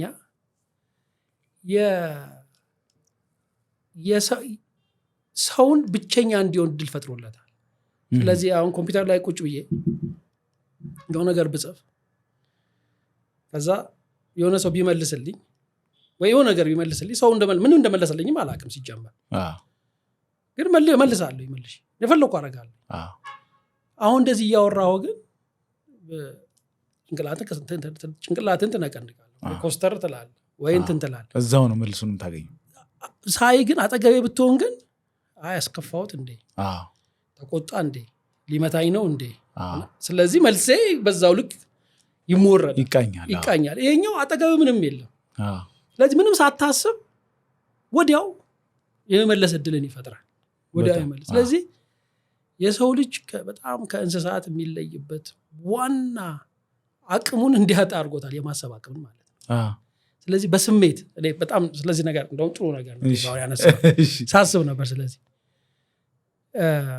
የሰው ልጅ የምንፈልገው ነገር ምንድን ነው ብለን ስንነሳ አንደኛው ነገር ምናቀው ከስነ ልቦና አንጻር ምናቀው ስሜታችንን ማርካት ነው ፍላጎታችንን ማርካት ያ ስሜት ማለት እንግዲህ በጎ ነገር የማግኘት የመደሰት የማለት ወይም ደግሞ መጥፎ ነገር የማረግ ጉልበተኛ አላ ኃይለኛ ነው ብቻ ፍላጎት ማርካት ነው ፍላጎቱ የሰው ልጅ ሁሉም ነገር የምናደርገው እሱን ለማድረግ ነው ፍላጎታችን ለማርካት ስሜታችን ለማርካት ነው ምንም ይሁን ያ ስሜት ሌላኛው አመለካከት ነው ፍላጎታችንን ማርካት ሳይሆን ከሌላ ሰው ጋር መኖርን ነው የምንፈልገው ከሌላ ሰው ጋር ተቀባይነት ማግኘት አብሮ መኖርን ልጆች ሲወለዱ የትኛውን ነው የሚፈልጉት ስማታቸውን የሚፈልጉት ሰው ነው የሚፈልጉት ይሄ እንግዲህ የሚገርም ነው እንጀራችን በጣም ዋና ጉዳያችን ነው እነዚህ ሁለቱን ስትወስድ ማለት ነው በእነዚህ መንገድ ስትሄድ በስሜት ፍላጎቱን ማርካት ነው ወይ ከሚለው አሁን ያለን አስተሳሰብ አይ ሰውን ፈላጊ ነው በተፈጥሮ ስሜቱንም እንኳን እንደማርካት ሰው ስለሚያስፈልገው ስሜት እንኳን ያለው ሰው ከሰው ጋር ከሌላ ሰው ጋር ግንኙነት ለማፈጠር ነው የሰው ልጅ አሰራሩ አፈጣጠር ወደሱ ወደሚለው እናዘነብላለን አሁን ባለን ዕውቀትና አስተሳሰብ ይሄ እንዲሆን ያ እንግዲህ በስሜቱ ብቻ ቢሄድ እንስሳ ሊሆን ነው አይደለ ይሄ እንዲሆን በመሃል የተፈጠረለት ነገር የማሰብ አቅም ነው ስለዚህ ዛሬ የተወለደ ልጅ የማሰብ አቅም የለውም ስሜት ብቻ ነው ያለው የማሰብ አቅሙ በመጣ ቁጥር ግን ሰው እየፈለገ ይሄዳል ነው ግልጽ ለማድረግ በጣም ውስብስብ ነገር ነው ገባኛ እንደዚህ ሶሻል ሚዲያ ጋር ስንመለስ ያችን የማሰብ አቅም ያጠፋባል ፍጥነቱ ማለት ነው እዛው ላይ ቁጭ ብለህ ሳታስብ ምክንያቱም ሰው የለም ማዛጋ ምደርስበት ሰው የለም ሳታስብ ዝም ብለህ ትመልሳለህ ስለዚህ በሰው ልጅ መግባባት ውስጥ ንግግር ውስጥ ግንኙነት ውስጥ ማሰብ ሊያገኝ የሚገባውን የጊዜ መጠን እንዲያጣ ያደርጋል ፕላትፎርም ይሄ አሁንም የፕላትፎርሙ ባህሪ ነው ሌላው የፕላትፎርሙ ባህሪ ግን ኮመን ሴንስ እንላለን አይደል ብዙ ጊዜ ኮመን ሴንስ ሰው ኮመን ሴንስ እንኳን የለውም እንዴ እንደዚህ እንላለን ጠፍቷል ኮመን ሴንስ ብዙ ጊዜ አናሰው ምን ማለት ነው ኮመን ሴንስ ብላ አናሰው የ14ኛው መቶ ክፍለ ዘመን እንደዚህ አካባቢ ያለ የስነ ልቦና እይታ ነው ቃሉ ራሱ ከዛ ዘመን አካባቢ የመጣ ነው እስከምናውቀው ድረስ 5 የስሜት ህዋሳት አሉ ተለውጡ 6 ሆኖ ሊውጭ እና 5 አለ እሱ እናውቃለን በየትኛውም ጊዜ 5ቱም የስሜት ህዋሳታችን አለ ስለዚህ አሁን የተነጋገር ነው እያየኸኝ ነው እየሰማኸኝ ነው እጃችን ጠረጴዛው ላይ ነው ያለው አካባቢው ማሽተታችን አይቀርም አፋችን ውስጥ ያለው መራቅ ወይም ጠላ ከሆነ እንቀምሳለን ይሄ ሁሉ ሴንስ ነው ስሜት ነው ይገባና አሁን ምን እያደረግን ነው ብንል ግን እየተወያየን ነው ኮመን ሴንስ ማለት እሱ ነው ሁሉም ገብተው አንድ ነገር ይፈጥሩልሃል የተጠራቀመ ስሜት ሆኖ አንድ ሆኖ ኮመን ሆኖ ይመጣል ልትለያቸው አትችልም አታውቀውም ሁሉ በየትኛው ሴንስህ እንደመጣ ስለዚህ ኮመን ሴንስ የለውም ስንል ሰውየው መረጃ ከብዙ ቦታ እየመጣለት ማዋሃድ አልቻለም እያልን ያለ ነው ሶሻል ሚዲያ አንደኛው ችግሩ ይመስለኝ የኮመን ሴንስ እንዳይኖረን ያደርጋል ምክንያቱም የሴንሰሪ እንትናችን ውስን ስለሚሆን ማለት ነው የማየት ብቻ ነው የሚሆነው እና ምናልባት የመንካት ነው የሚሆነው ስለዚህ ከሌላው ሴንስ የሚመጣ መረጃን ስለሚያጠፋብን ሪሊ እንትን የመሆን እድላችን ምንድነው እንዳልነው መሳደብ እንዲያነሳነዋል መሳደብ ሮንግ ነው ብሎ ማመን ኮመን ሴንስ ይፈልጋል አይደለ ምን ማለት ነው መሳደብ ልክ አይደለም ምንም የሚሰርቭ የሚያደርገው ማህበራዊ ጥቅም የለው ይሄን እናውቃለን ግን እዛ ላይ ሲሆን ይሄ ሁሉ ነገር የለም ስለዚህ ሲሪየስ የሆነ የኮመን ሴንስ ማጣት ይመስላል። አጌን የፕላትፎርሙ ባህሪ የሚፈጥራቸው ነገሮች ይሆናሉ። ይሄን ሁሉ ብለን ወደ የመሳደብ ባህል መጎልበት የሚለውና የሞራል ዝቅጠት ወደሚለው ስንመጣ አይ ቲንክ አንደኛው ነገር ማየት ያለብን የትኛው ማህበረሰብ የሞራል ጠባቂ ይፈልጋል። ኦኬ ጋርዲያንስ ጠባቂ ነገር ይፈልጋል። ቅድም መጀመሪያ ላይ ያነሳ ነው ሐሳብ አለ። እያንዳንዱ ሰው የዘመኑ አንድ የኮንዲሽን ኦፍ ፖሲቢሊቲ ቴክኖሎጂ ነው ብለናል። ለምሳሌ ቄሶች እንትን ያላቸው ዘመን ላይ ሲሆን ተሰሚነት ጉልበት ያላቸው ሲሆን፣ ወታደሮች ያላቸው ሲሆን፣ ካድሬዎች ያላቸው ሲሆን፣ ጉልበት ያለው ሰው የሚጠብቀው ነገር አለ የሚለው ነገር እንደዚህ አለ። በሂደት በእኛ ሀገር የሞራል ጠባቂነት መሸርሸር የደረሰ ይመስለኛል ሳይሆን ደርሷል ማለት አሁን ዝም ብለህ ማን የሞራል ጠባቂ ብለን ስናስብ ባህላዊ ማንነታቸው ባልጠፋ ማህበረሰቦች እንደኛ አይነት ባለው ማህበረሰቦች ውስጥ አሁን ያልናቸው ነው ሃይማኖት ይላል እነዚህ ሽማግሌዎች እንዲህ የምትለው እነሱ አሉ። ከዛ ማህበረሰብ ሽግግር ሲያረግ ሁሉ ጊዜ ሽግግር ሲያረግ የሚለው ነገር ትሪኪ ነው፣ በጣም አሳሳቢ ነገር ነው። እኛ ሽክርክሪት ነው የምናደርገው፣ ሽግግር የሚባል ነገር አይደለም። ሽግግር ሲያረግ ግን ምንድነው ሚድል ክላስ የምንለው ይፈጠራል ነው አይደለ? መካከለኛ ገቢ ያለው። ስለዚህ እነዛ መካከለኛ ገቢ ያላቸው ሰዎች ባህላዊ የሆኑትን ጠባቂዎች ይተካሉ ለራሳቸው ጥቅም ሲሉ። ምክንያቱም ሰላማዊ ሆነ ሰው ወጥቶ ገብቶ ሰርቶ የሚገባበት ማህበረሰብ መኖሩ ለእያንዳንዱ ግለሰብ ግዴታ ነው፣ ያስፈልገዋል። ስለሚያስፈልገው ስራ ይጠብቃል። ይሄ ልክ አይደለም፣ ይሄ እንደዚህ ያለ ምናምን እያለ ይጠብቃል። አሁን ወደኛ ስንመጣ በተወሰነ ባህላዊና መንፈሳዊ የሆኑት የስነ ምግባር የሞራል ጠባቂዎች እየላሉ እየደከሙ ሲመጡ መካከለኛ ገቢ ያለው ደግሞ ማህበረሰብ ስላልተፈጠረ ምንድነው ሞራሊቲ የተሰደደ ይመስለኛል፣ የባከነ ይመስለኛል። ማንም ሰው ተከትሎ ይሄ ነገር ልክ አይደለም ብሎ የሚል ወይ ግሩፕ ወይም አመለካከት ፍላጎት ኢንተረስት ያለው ግሩፕ አልተፈጠረም። ስለዚህ ምንድነው ግለሰቦች ያለ ጠባቂ ዝም ብሎ የሚኖርበት ቦታ ሆነና ፕላትፎርሙ ባለው ኔቸር ምክንያት እኩል አደረጋቸውና ይዟቸው ወጣ ያለ ጠባቂ። ስለዚህ ስድቡ ምናምን የመጣው በዛ ምክንያት ይመስለኝ ማለት የማያሳፍር እስከሚሆንበት ደረጃ ድረስ የሆነውና ከዛ ደግሞ የሚያሸልም የሆነበት በዛ ምክንያት ሊሆን ይችላል። ከሱ ጎን ለጎን ሌላ የሞራል መጠበቂያ መንገድ ደግሞ ርዕዮተ ዓለም ነው። አንድ ማህበረሰብ በጋራ ራሱን የሚያይበት አይን ያስፈልገዋል። ርዕዮተ ዓለም ትክክለኛው ትርጓሜ ላይሆን ይችላል ፖለቲከኞች እንደሚወስዱት፣ ግን በጋራ አሁን የእኛን ማህበረሰብ ምንድነው በጋራ ራሳችንን የምናይበት፣ ወዴት እየሄድን ነው፣ ምንድነው የምንፈልገው፣ የት ነው የምንደርሰው፣ የእያንዳንዱ ትውልድስ ኃላፊነት ምንድን ነው ብለን ብንጠይቅ ወጥ የሆነ መልስ የማግኘት እድላችን በጣም በጣም አነስተኛ ነው። ይሄ በደካማ የፖለቲካ ሽግግር የተፈጠረ ይመስለኛል። ለረጅም ጊዜ አሁን ሌሎች አገራትን ስንወስድ ፖለቲከኞች በሀሳብ ሊለያዩ ይችላሉ አይደል?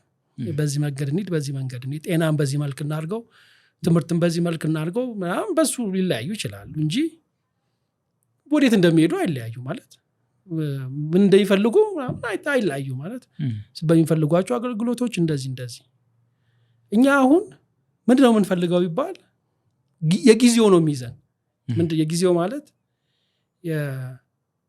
አሁን ለምሳሌ ሰላም እንላለን። የአንድ ማህበረሰብ ግቡ ሰላም መሆን የለበትም ማለት ሰላም መሰረታዊ ነገር ነው። ሁሌ ሊኖር የሚገባ ባህል ነው። ተምረህ በቃ ሰላም ባህል ነው። እኛ ባህላችን አይደለም ሰላም።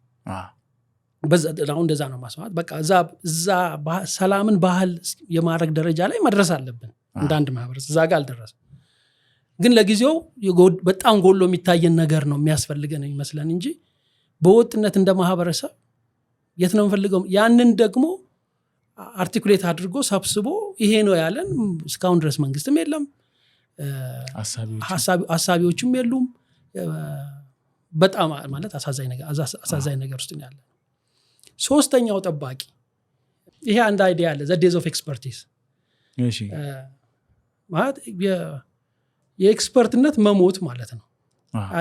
አሁን ሶሻል ሚዲያ ላይ አንደኛው የምታየው ነገር እኔ እንግዲህ ብዙ ሶሻል ሚዲያ አልጠቀምም፣ ግን እንዲሁ ከሚያስደሙኝ አልፍ ያይ ከሚያስደሙኝ ነገሮች ሰዎች ከሚልኩልኝ እንደዚህ ሳይ የአዋቂው ብዛት እኩል ከተሳዳቢው ብዛት አዋቂው በስማ ስለ ጤና የሚያውቀው ሰው፣ ስለ ትምህርት የሚያውቀው ሰው፣ ስለ እርሻ የሚያውቀው ሰው፣ ስለ ዶሮ እርባታ የሚያውቀው ሰው ማለት ይህ እንዴት ነው? ከየት ነው ሁሉ አዋቂ የመጣው? ማለት በየትኛው ማህበረሰብ ሁሉም ሰው እኩል የሁሉም ነገር አዋቂ ሊሆን አይችልም። ማህበረሰብ እንደዛ አለ የሚዋቀረው። ግን አሁንም በእነዚህ በብዙ ዓመታት ያየ ነው ልክ ከሞራሊቲ መዝቀጥ ጋር ተያይዞ የኤክስፐርትነት መዝቀጥ ሰዎች ላላቸው ተምረውም ሰርተውም በልምድም ላገኙት ችሎታና እውቅና ለመስጠትና ያንን ትቶ በቃ የተገኘውን ነገር ሁሉ ሚዲያው ስላለ መጠቀምና አንድ ቁንጽል ነገር ትልቅ እውቀት መሆኑ ነው። አንድ ምሳሌ ሳይሆን አንድ ጊዜ እንትን ያለ ነው። አንድ አስተማሪያችን ነው ሕክምና ትምህርት የተሆነ ነውና የጨጓራ መድኃኒት ስለ ጤና ትምህርት ማህበረሰብን ማስተማር ሲያስተምር ነውና የሰጠ ምሳሌ ነው። የጨጓራ ህመም እንደዚህ ነው የሚታከመው ብሎ ልታስተምር ትችላለህ። ከዛ አንድ ይነሳና አይ ልክ ነው፣ ግን እኔ የሆነ ቀን በጣም ጨጓራዬን ብዙ ዘመን እታመም ነበር፣ ሄድኩኝና 1 ኪሎ ጥሬ ስጋዬን ቢጥሚጣ አረኩኝና አረቄ የጠጣሁበት ሰላም ጠፋ። ከዛ መድኃኒቱ ጥሬ ስጋና በሚጥሚጣና አረቄ ነው። ይሄ ሰውዬ ድኖ ሊሆን ይችላል። ጨጓራው ምንት ማለት ደርቆ ብቻ እንዴት ነው ድኖ ሊሆን ይችላል። ግን አንድ ነው። ስለዚህ አንድ እውቀት ሊሆን አይችልም። ገጠመኝ ነው አንድ። አሁን እያንዳንዱ ገጠመኝ እውቀት ሆኗልና እነዚህ ሁሉ ነገሮች በጣም ከፍተኛ የሆነ የሞራል ጠባቂዎች እጥረት ፈጥሯል ብዬ ለዛ ነው መሳደብ በቃ ምንም እንደውም የሚያሸልፍ ችግርም የሌለው ነገር ሆነ። አስተውለ ከሆነ ለምሳሌ በተለይ እኔን ብቻ አይመስለኝም፣ ብዙ ሰው የማህበረሰብ ጤና ጉዳይ የሚያሳስበው ሰው እንዳለ እያስተዋለ ያለ ነገር ይመስለኛል። እና ለምሳሌ ኬዞችን ለምሳሌ ባነሳል የሆኑ ሰዎች በጣም በኃይለኛ ተሳዳቢነት የምናውቃቸው ሰዎች ኦፒኒየን ሊደር እየሆኑ ነው። እውነት ምልህ ኦፒኒየን ሊደርነት ብዙ ጊዜ ቅድም ያልከው አይነት የተቀናጀ አስተሳሰብና ስብዕና ውጤት መሆን አለበት። ጉብዝናም ብቻ አይደለም፣ እውቀትም ብቻ አይደለም፣ ብዙ ነገሮችን የማገናዘብ ኢቨን ማህበረሰባዊ ራሱ ኃላፊነትን የመወጣት ምናምን ነገሮች ተቀናጅተው የምታገኘው ቦታና ታይትል እንኳን ባይሆን ቦታ መሆን አለበት። ግን ከዛም አልፎ እነዚህ በጣም ተሳዳቢ የምትላቸው ሰዎች ኦፒኒየን ሊደር ከመሆንም አልፈው በወሳኝ ጉዳዮች ላይ እነሱ ውሳኔ እንዲሰጡ፣ ሀሳባቸውን እንዲያንጸባርቁ፣ በዚህ ጉዳይ ላይ ምን ትላለህ እንዲባሉ እስኪሆን ድረስ ማለት ነው። ከዛም አልፎ በትልልቅ ቦታዎች ላይ ተናጋሪ፣ ትልልቅ ሾዎች ላይ ቀርበው ሀሳብ ሰጪ ምናምን የሚሆንበት የቱን አንስተ የቱን እንደምትው የሚጨንቅ አይነት ነው። ዝም ብሎ ራንደም ኦከረንስስ ነገር አይደሉም። በቃ ኦልሞስት ኖርም እየሆነ ልማድ እየሆነ ይመጣል። እንደውም እንዴት ስድብን አቀናጅተ ተደማጭነት ማግኘት ትችላለህ የሚል ራሱ ትሬንድ እስኪሆን ድረስ ይመስለኛል። እና ምናልባት ማህበረሰብ የሞራል ስታንዳርዶቹን በእነዚህ ሶሻል ሚዲያዎችና ሶሻል ሚዲያ ይዞ የመጣው ባህል ምክንያት የሞራል ስታንዳርዶቹን ሽፍት እያደረገ ሊሆን ይችላል። በሚዲያው ምክንያት ሽፍት እያደረገ ነው ብዬ ለማሰብ ይቸግረኛል። እሺ ድሮም የነበረ ሶሳይቲው ሽፍት እያደረገ ነው። ኦኬ ቅድም ያለ እነዚህ ጠባቂዎቹ የሞራል ጠባቂዎቹ መጥፋት የፈጠረው አንድ ነገር ምንድን ነው? ዝም ብለህ አሁን በእኛ ማህበረሰብ አሁን ዝም ብለን ብናስተውል በአመታት ውስጥ እየተፈጠረ የመጣው ነገር ከቡድንነት አሁን ይህን በደንብ መረዳት ያስፈልጋል። አሁን በህገ መንግስት በምናምን እንደተቀመጠው ቡድንነት አለም እያወራው ያለሁት። ግን እኛ ይሄ ለምሳሌ ማህበር አላደለ በሆነ መንገድ መሰባሰብ በህቁ በሆነ ትንሽ ከፍ ስትል ጓደኞች ጋር የሆነ ነገር ማድረግ እና የሆነ ሌቭል ኦፍ ኦርጋናይዜሽን መደራጀት ነበረው። እኛ በደርግ ጊዜ ደርሳል ተወልጃለሁ። በደርግ ጊዜ ግን ምንም አይነት ትውስታ አይደለም። እኔ ትንሽ ትዝ ይለኛል። ለምሳሌ የቀበሌ ኳስ ምናምን ትዝ ይለኛል። እኛ ልጆች ሆነን የኛ ቀበሌ ከዛኛው ቀበሌ ጋር ሄዶ ኳስ ሲጋጠም ምናምን የእኛን ቀበሌ ኳስ ተጫዋቾች ልብስ ለመያዝ የምናደርገው ጥረት ምናምን ግን መለስ የሳስበው እሁድና ቅዳሜ በቃ እሁድ ከቅዳሜ ከሰዓትና እሁድ ምናምን የሰፈር ልጅ ሁሉ ምናምን ኳስ ሜዳ ሄዶ 01 ቀበሌ ከምናምን ጋር ኳስ ይጫወታል። አንድ ምሳሌ ነው የመረብ ኳስ። እዚህ ላይ ማን በደንብ ደርሻለሁ። ከፖስት ደርግም እንትን ነው እኮ ፖስት ደርግም ነበር አልነበረም ተባለ ኳስ ግጥሚያ ምናምን እንዴ የቀበሌ እሺ ነበሩ። እነዚህ ነገር ግን ምንድነው ሪፕሬዘንት የሚያደርጉት? የሆነ ሌቭል ኦፍ ኦርጋናይዜሽን ነበር። በቃ ማህበር ናቸው።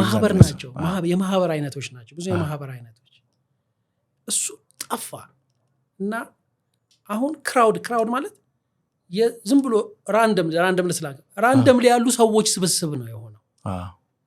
ራንደም ላይ ያሉ ሰዎች ስብስብ ነው። እነዚህ ራንደም ላይ ያሉ ሰዎች ስብስብ የፈጠሩ ምክንያቱም እነዛ ኦርጋናይዜሽኖች የሞራል ጠባቂነት እንትን አላቸው። እያንዳንዱን ሰው ለቀቁት። ከዚህ ከለቀቁት ውስጥ ደግሞ በአንድ ሌቭል በሚያደርግ ፕላትፎርም ላይ ሰዎች መምጣት ቻሉ። ከዛ ውስጥ ማለት ነው ከዛ ውስጥ ወጥተው ይሄዳሉ።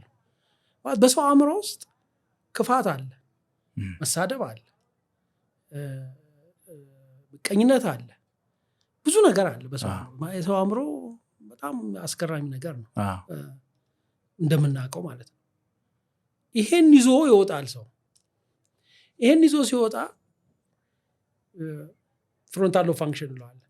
ኢንሂቢሽን ገዳቢ አለን። አንጎላችን ገዳቢ አለው። አይ ሃይማኖቴስ፣ አይ እናቴስ፣ አይ የሚሰሙኝ ሰዎች፣ የሰፈር ሰው፣ አብሮ አደጎቼስ እነዚህ ሁሉ ይገድቡትና የፈለገ መሳደብ ፈልገ ለትተዋል። ሶሻል ሚዲያ ያጠፋው እሱ ነው። እነዚህ ኢንሂቢሽኖቹን ያጠፋቸው። በግል ሊወጣ ጀመር ሰው። ያ ሰው የትም ቦታ ቢሎንግ ያደረግ እንኳ ከዛ ሲወርድ ራሱን ይዞ ነው የሚወርደው። ተሳርቦ ሲወርድ ራሱን ይዞ ነው የሚወርደው። ክራውድ ስለሆነ ግን ክራውድ እንትን ይፈልጋል፣ ጊዜያዊ መሪ ይፈልጋል። ይከተሏል ዝም ብሎ እንደዚህ የሚያየው ነገር እሱን ስለሆነ ማለት ነው። ስለዚህ ያጨበጭብለታል ይላል፣ አብሮ ይሳደባል፣ አብሮ እንደዚህ ይላል ምናምን ይላል። ስለዚህ ኖርማሊ ኢንሂቢትድ መሆን ያለባቸው መከልከል ያለባቸው አንጎላችን መከልከል ያለባቸው ሐሳቦች ያለ ከልካይ እርስ በርሳቸው ይወጣል። ይሄ ማህበረሰብ አሁንም በጣም በሐሳቢ ሁኔታ ያልተደራጀ መሆኑን ነው የሚያመለካክተው። አንዱ ጥርጣሬ ይሄ ለጭቆና በጣም ይመቻል። እንደዚህ አይነት ማህበረሰብ ለመጨቆን በጣም ይመቻል። ምክንያቱም ምንም አይነት አደረጃጀት የለው። በየትም በኩል መጥቶ ተው ሊልህ አይችልም። እና ለመንግስታቱ ላለፉት ለጨቋይ መንግስታት በጣም ይመቻቸዋል። ይሄን ማሻሻል ስኖት ኢን ዜር ቤስት ፍላጎታቸው አይደለም ስኖት ኢን ዜር ቤስት ኢንተረስት ማለት ይሄን ነገር ቢሻሻል ሰው እኮ ከዛ መጥቶ እንዴ ውሃይስ መብራቴስ ምግቤስ ሊል ነው ማለት ነው አለበለዚያ ግን አንዱ እንትን ሲልበት ራንደም ሊሃፕን አያረጉም እነዚህ ነገሮች እናንተ እኮ ራንደም ሊመጣ ያለም አሁን እያወራን ያለ ነው ተነጋግረን ነው እንገናኝ ዴቭ ስለዚህ ጉዳይ እንነጋገር ተባብለን እነዚህም ሰዎች መጥተው ሰዎች ሲያወጧቸው ምን ሲሉ ዝም ብሎ ድንገት አለ መጥተው የሚያወሩት የተበረታቱና ያልተበረታቱ ጉዳዮች አሉ የተበረታቱና ያልተበረታቱ ጉዳዮች አሉ እነዚህ መበረታታቸው እንዳና ያያረገን ያለው ነገር ምንድነው የተመቸው ለማን ነው ብሎ መጠየቅ ያስፈልጋል ከዚህ በፊትም ባለፈውም ስናወራ የነበረው ነገር አለ ማለት በኢትዮጵያ እኔ እስከሚታየኝ ድረስ መሰረታዊ የሆነ የመንግስት አወቃቀር ለውጥ ተካሂዷል ከዘውዳዊ አገዛዝ ወታደራዊ እንደዛ ብቻ ወደ ካድሬያዊ ምናምን እንደዚህ ተለውጧል ፋንዳሜንታል መሰረታዊ የሆነው የህዝብና የመንግስት ግንኙነት ግን አልተለወጠም የተገዥና ገዢ ነው የተገዥና ተገዢ ምንም አይነቱ ተቀያይሯል እንጂ ተገዥና ገዢ ነው ያ በየትኛው እድገት ደረጃ ወደ አገልጋይና ተገልጋይ የሚል እስኪደርስ ድረስ ተገዥና ገዢ መሆን አለበት ያ ከሆነ ሆን ብሎ ባያረጉትም መንግስታት ይመቻቸዋል እንደዚህ መሆን ስለዚህ ለምሳሌ ስድብን አሁን የስድብ ነገር አንድ ጊዜ ስድብ ያው ተቀምሳል እንደኛ አይነት ሰው ደግሞ የሚናገር ሰው ሐሳብ እንደዚህ ዋቴ ሰውተነሱ ያቀምሳል አንተ ራስህ እንደዚህ ያለ ምናምን እኔ ስለማላይ ምንም ችግር የለም ሰዎች አንድ አይተው ይነግሯል እንዴ ምናምን ስለ እነሱ ለምን ትደግሙልኛላችሁ አለ የሰደቡኛ በቃ ምን አይ ነው ስድ እንደዚህና አንድ ጊዜ በጣም እንትን ነው አላየሁትም ሰማሁኝና አናደደኝና ፖሊስ ጣቢያ ሄድኩ እውነትን ነው ፖሊስ ጣቢያ ሄጄ እንደዚህ አይነት ሰው እንደዚህ ብሎ ሰድቦኛል እና ይሄን ሰውዬ መክሰስ እፈልጋለሁ እሺ ከዛ ፖሊሶቹ ከበድኳቸው እኔ ስለሆንኩ ግን ደግሞ እንደማይሆንም ደግሞ ከፊታቸው አየዋለሁ ማለት ይሄ ክስ የትም እንደማይሄድ ገብቷቸዋል እና በቃ እንደምንም በቃ ዶክተር እሺ በቃ ምናምን ቃል ስጥ ምናምን ብለው ከዛ ያ ካርቦኑ ሲወጣ ምናምን ሞራል ወደቀና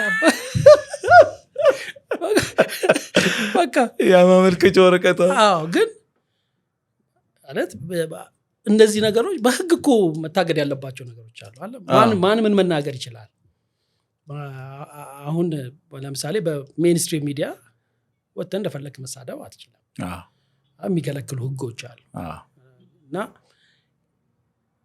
እንዲህ አይነት ሁኔታ ሲኖር አሁን ለምሳሌ ይሄ የሞራል ነገር በጣም አሳሳቢ ከሆነ የህግ አስፈላጊነት ከዛ ይመጣል ማለት ለጋራ መኖራችን ጉዳት የሚያደርስ ነገር ነው ሲሪየስሊ ማለት ነው ልጆች እኮ ይሰማሉ ይሄን ነገር በጣም እና ከዛ ልጆች ደግሞ ይሄ ነገር ሲሸለም ያያሉ ኤግዛክትሊ ከዛ እንዴት ነው ተምረ ሐኪም ብትሆን ጥሩ ነው ብለ ልጅ የምትመክረው ለነገሩ አሁን እንደዛ ብሎ መምከር ስድብ ባይኖርም ብዙም ያለንበት ራሱ የሰሞኑ ሁኔታ ራሱ ተናጋሪ ሆኗል እና ኦርሌና ነገር ማለት ተምረ እንደዚህ እንዴት ነግደህ ምናምን ብትለው የተሰማሃል ማለት በተሳድቤ እኔ የሚሸለም ከሆነ ይሄ የሚያሳስበው ስርዓት ይፈልጋል ሲሪየስሊ ማለት የሚያሳስበው ስርዓት ይፈልጋል በስንቱን ነገር ይሁን ምናምን ልንችላለ ግን መሰረታዊ ነገር ምክንያቱም ያለ ህዝብ መግዛት አይቻልም ለመግዛትም ማለት ነው ማለት ገዥና ተገዥም ለመሆን መንግስት ብቻውን ቢሆን እኮ ችግር ውስጥ ነው ምን ያደርጋል ስርዓት ያለው ህዝብ ይፈልጋል ስርዓት ያለው ህዝብ የሚገዛለት ህዝብ ይፈልጋል ለመጨቆን ስለተመቸ ብቻ ብለ መቶ የለብህ የሆነ ነገር ማድረግ ታው ይሄን ታው ማለት አለ ልጆች ስታስተምር በመታስተምር ትምህርት ውስጥ ይሄንን ማካተት መቻል አለበት እንደዚህ እኛ ስናድግ ጎጂ ባህል ተብለን አድገናል እዚህ ለእንደሆነ አላውቅም ልማዳዊ ጎጂ ባህሎች ጥርስ ግግ ማውጣት የሴት ልጅ ገረዛት ምናምን እየተባለ እንደዚህ አሁን እንደዛ አይነት ሊስት ውስጥ መግባት አለ። መሳደብ በሶሻል ሚዲያ ላይ ወጥቶ እንደዚህ ማረግ ጎጂ ባህል ነው፣ ማህበረሰብን የሚያጠፋ ነው ብሎ ማለት ያስፈልጋል። ምክንያቱም ትምህርት እንደየጊዜው ሁኔታ የጊዜውን ማህበራዊ ችግር በሚፈታ መልክ መቀረጽ አለበት። ለዛ ነው ማለት ካሪኩለም አክቲቭ መሆን ያለበት። አክቲቭ ከስር የተከተለ ለዛሬ የሚሆን መሆን አለበት ውጤቱ ትምህርት። ይሄንን ካላረክ ግን ምንም ችግር የለም። ይሄ ማለት ትምህርት ያስተካክለዋል አለ። በሞራል ደረጃ ግን ሁሉም ሰው ጎጂ ባህል ነው ይሄ ነገር መቅረት አለበት ብሎ መሄድ አለበት። እኔ በጣም የሚያስደምመኝ ነገር አላነሳውም፣ የተማሩ ሰዎች ሲሳደቡ እሱ እኔ በጣም ያስደምመኛል። የተማሩ ሰዎች ዶክተሮች ከዛ በላይ እንትን ያላቸው ባለ ዲግሪዎች እኩል ለኩል ይሰዳደባሉ። እሱ አሳሳቢ ነው ማለት ምን ያህል ትምህርት እንደመከነም ያሳይ ነው። ማለት የምሰራውን ነገር ቴክኒካል ነገር ልሰራ እችላለሁ፣ ግን ይሄን ሁሉ አመት ተምሬ ከሰው ጋር ሳልስማማ ስቀር ስድብ ከሆነ መልሰው ነገር አልተማርኩም ማለት ነው። ግን መበረታታቱ ሊሆን አይችልም ይሄ ነገር ይፈጠራል። ኦፍ ኮርስ መበረታታቱ ነው፣ ግን ለተማረ ሰው እንትን ማለት አለበት። ወቀሳውን ሰውየው ላይ ማድረግ አለበት ማለት የሁሉ ነገር የሁሉ አመት የሁሉ ኢንቨስትመንት ራስ ለፍተህ በኋላ የምትለው ነገር ትርጉም አይሰጥም ማለት ስትችል፣ እንደውም አላናገርህም አንተም በቃ አይገባኝም ከአንተ ጋር መነጋገር ስትችል እንዴት ይሰድብሃል? ቅድም ዘዴ ኦፍ ኤክስፐርቲስ ብያለሁ። አንዱ ኃላፊነት የተማሩ ሰዎች ላይ መሆን አለበት። ይሄ ነገር ልክ አይደለም የማለት ኃላፊነት አለባቸው። ያንን ልንጠብቅባቸው ይገባል። ከዛ ግን ከበዘለላ ቢያንስ ራሳቸው ስድብ ውስጥ እንጌጅ ባያደርጉ ጥሩ ነው። ምናልባት እንዳልከው እኔ እነሱን የዲፌንድ አላደርጋቸውም፣ ግን የተለመደው አሁን እየተለመደ የመጣው ነገር አበረታች ባህል የትኛው ነው ብለህ ስታየው፣ ለምሳሌ በሌላው ዓለም ላይ ሁላችንም የሌላውን ዓለም የአሜሪካን፣ የእንግሊዝን፣ የህንድን የትኛውንም ሀገር ትልልቅ ሰዎቻቸውን ተናጋሪ ሰዎቻቸውን ኦፒኒየን ሊደሮቻቸውን ምናምን የመከታተል እድል አለን። ዘመኑ የሁሉንም ሀገር ሁኔታ ለመከታተል የሚመች ጊዜ በመሆኑ ማለት ነው። በሚጽፉት መጽሐፍ፣ በሚሰሩት ቪዲዮ ወዘተ ይለያሉ። የኢትዮጵያ ነው እየተለየብኝ የመጣው ምናልባት በደንብ የማላውቀውና የማልከታተለው ብዙ ኢንተራክሽኑ ስለሌለ የቅርብ የአፍሪካ ሀገራትን ተጽዕኖ ፈጣሪዎች ብዙ ላላቅ እችላለሁ። ነገር ግን የአንዳንድ ቦታ ላይ የቋንቋ ባሪየር ስላለ ማለት ነው። ግን በዚህ ሀገር በጣም እየደነቀኝ ያለው እንዳልኩ የሀሳብ መሪዎች፣ የሀሳብ አመንጮች እየሆኑ የመጡት ደግሞ ኃይለኛ ተሳዳቢ ሰዎች መሆናቸው ምሁሩን ራሱ ሊፈትነው ይችላል። ምክንያቱም ቦታ የማገኘው እንደዚሁ ተራግሜ ተሳድቤ ስመጣ ነው የሚል አበረታች ባህል እየፈጠረን ስለሆነ ሊሆን ይችላል ብዬ አስባለሁ። ይሄ ነገር በጣም በጊዜ ሂደት እየተሸረሸረ የመጣ ስለሆነ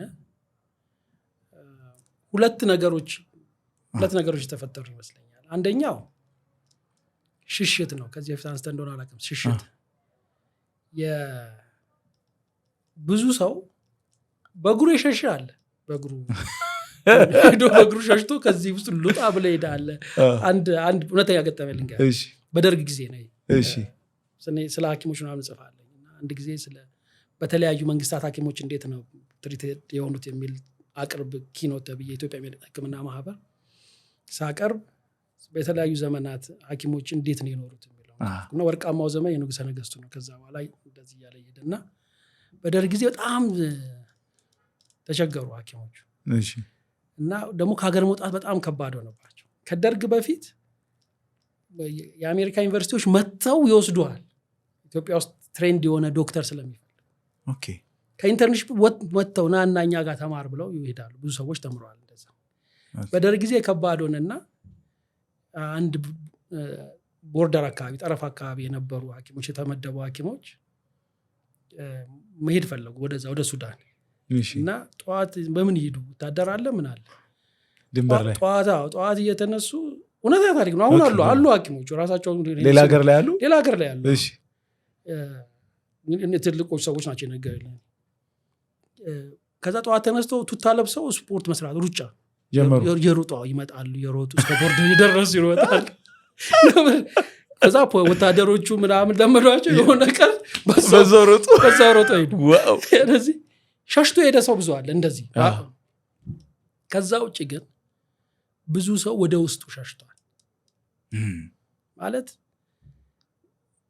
እንግዲህ እውነቱ ምንድን ነው ብለን የሀገራችን ከእውነቱ ውጭ መኖር እንኳን ይችላል።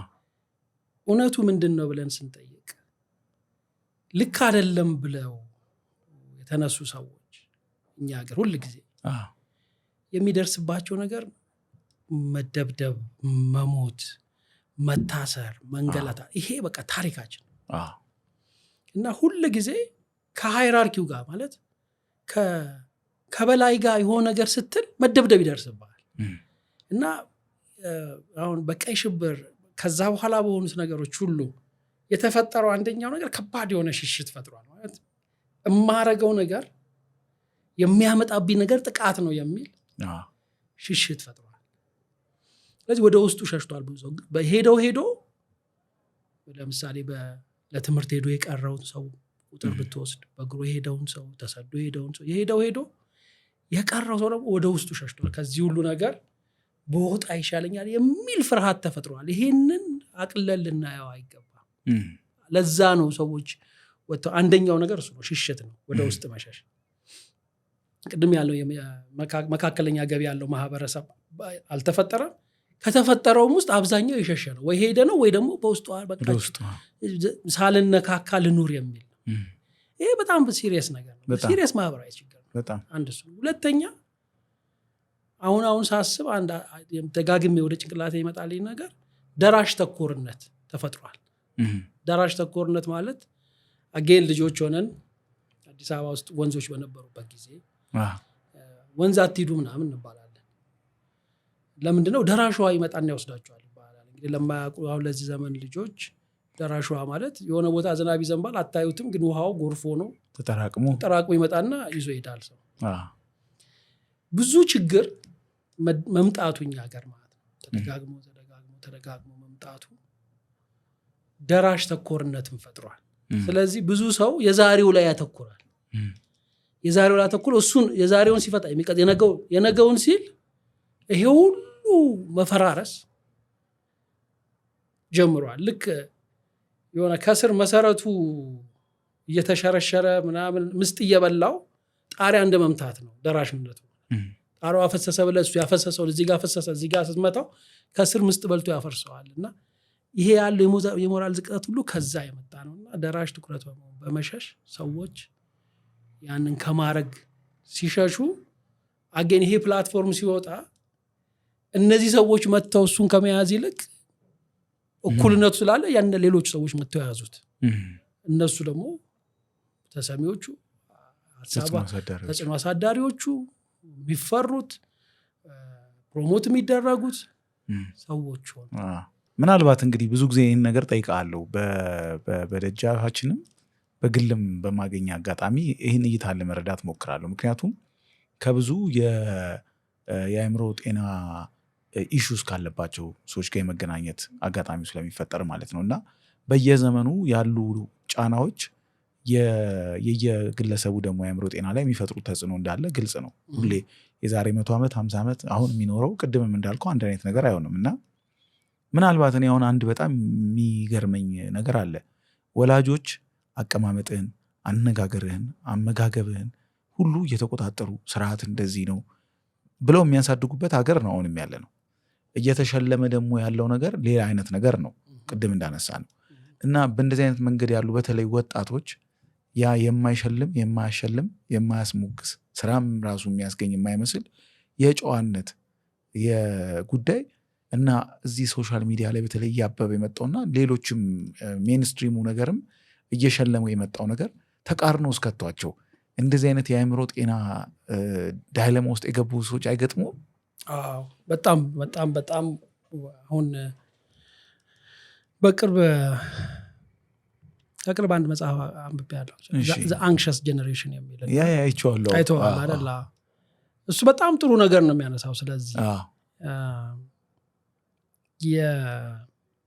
ባለፉት 20 ዓመታት 30 ዓመት የዓለምንም ሁኔታ ወስደ የእኛንም አሁን እኛ ደግሞ በተለይ ባለፉት 10 ዓመታት ምናምን ብትወስድ ቤተሰቦች የተፈጠረው ነገር ምንድነው? ልጆች ውጪ ከማደግ ከበፊት ከኛ ጋር አሁን ደራሽ ውሃ እንዳይወስድ ምናምን የሚባል ልጅ የለም። አሁን ሲጀመር ወንዙም የለም ከየት መጡ ሲቀጠል ልጁም ውጭ አይወጣም። ስለዚህ ልጆች ከቤት ውጪ ቤት ውስጥ ማደግ ጀመሩ። ብዙ ልጆች ስለ ከተማ ልጆች ነው ቤት ውስጥ ማደር ጀመሩ። የሚሳደቡትም ብዙዎቹ እነዚሁ ናቸው። ቤት ውስጥ ማደግ ሲጀምሩ ወላጆች ቤት ውስጥ ያልከውን ነገር መቆጣጠር ቻሉ። እናታረግም፣ እንደዚህ አትሆንም፣ እንደዚህ አታረግም ምናምን ይላል። ግን መቆጣጠር ያልቻሉት ነገር ምንድነው? የሶሻል ሚዲያ ቤት ውስጥ አቬለብል መሆን ልጆቹን አጥር ውስጥ አረገና በሚዲያ ግን ሜዳ ላይ ለቀቃቸው።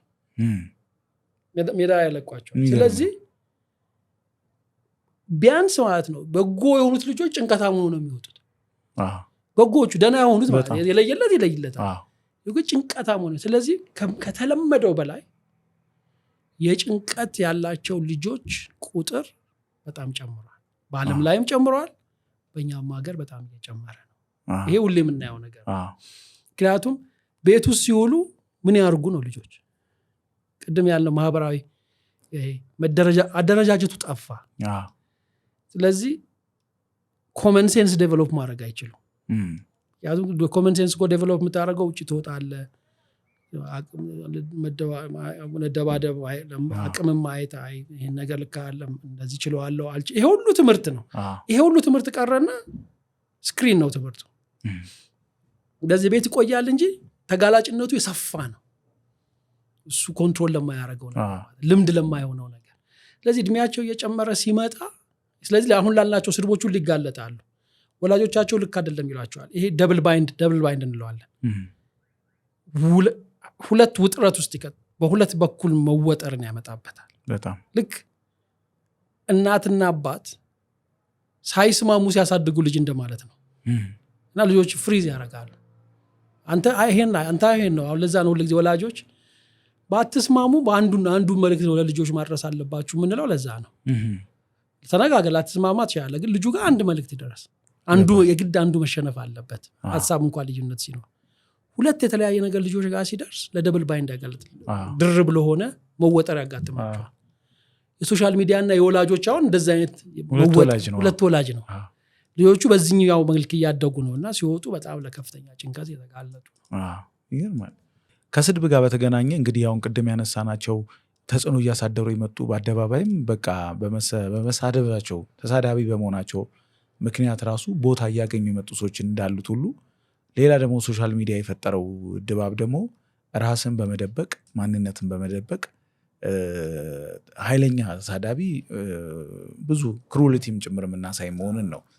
መሬት ላይ የማናየው በኑሯችን ውስጥ በዕለት ተዕለት ኑሮ ውስጥ የማናየው አይነት ሶሻል ሚዲያ ላይ ግን የሚንጸባረቅ በራስ ስም በራስ ማንነት ያልሆነ ኃይለኛ ደግሞ ተሳዳቢነት አለ። እንደውም እኔ የሚያስታውሰኝ ይሄ ሎረንስ ኮለር ይመስለኛል ሃይራርኪ ኦፍ ሞራል ዴቨሎፕመንት ምናምን ብሎ የሚነሱት እና በጣም ኢንትረስቲንግ ነገር ብዙ ጊዜ ከፍተኛው የሞራል ልዕልና የሚለው እሱ ሰው አየኝ አላየኝ ሳይል በመርህ ምክንያት ሮንግ ነው ራይት ነው ብሎ በሚለው ምክንያት ነገሮችን መወሰን ማድረግ ነው።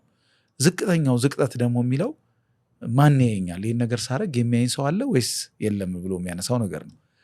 እኛ በጣም ዝቅተኛ ሁኔታ ላይ ያለን ሁሉ እስኪመስለኝ ድረስ ኃይለኛ በሌላ ስም እንደውም አንድ ጓደኛ ምን ይላል፣ ሁሉም ሶሻል ሚዲያ ላይ ያለ ሰው ሌላ ተጨማሪ ስም እንዳለው አምናለሁ እኔ አንድ ላይ ወይ ኢንስታግራም ላይ ወይ ቲክቶክ ላይ ወይ ምናምን በስሙ ሳይሆን በሌላ ማንነት ሌላ አካውንት እንዳለው አምናለሁ ብሎ ብዙ ጊዜ ይከራከራል። እና ይሄ ኮለር የሚለው አየኝ አላየኝ ብቻ መስፈርቱ ያደረገ እታያለሁ አልታይም እያዛለሁ ሳልያዝም ብቻ መስፈርቱ ያረገ ነገር አታስተውልም ዴቭ?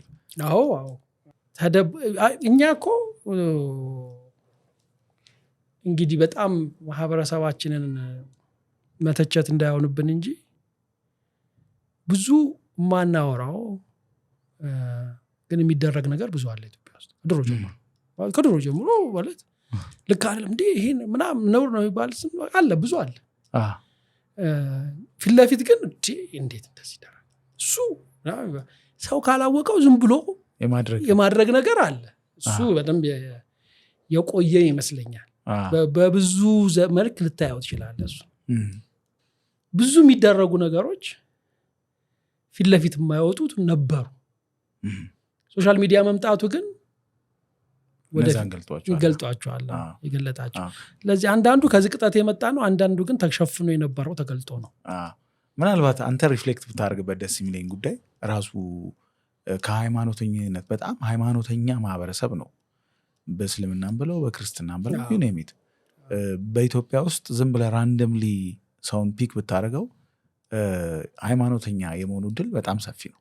ሌላው ቢቀር ቤተ እምነት የሚሄድ እና አምላክን አምናለሁ ብሎ የሚያምን ማህበረሰብ ነው እና ያ ነገር ደግሞ ብዙ ጊዜ ሞራል ስታንዳርዶችን ሴት የማድረግ ባህሪን ወይም ባህልን ያመጣል። ተቃርኖ በጣም ይደንቀኛል። ይሄ ማህበራዊ ሚዲያ ላይ የምናየው ራሱ ዜጋው እንደሆነ ግልጽ ነው፣ ከሌላ ሀገር የመጣ አይደለም እና ሃይማኖተኝነቱና የዛ የግብረ ገብ እጦት ማህበራዊ ሚዲያ ላይ የምናየው እንዴት አይነት ተቃርኖ ነው እያልኩ ወንደር አደርጋለሁ። ምንድን ነው ያንተ ሪፍሌክሽን እዚህ ላይ?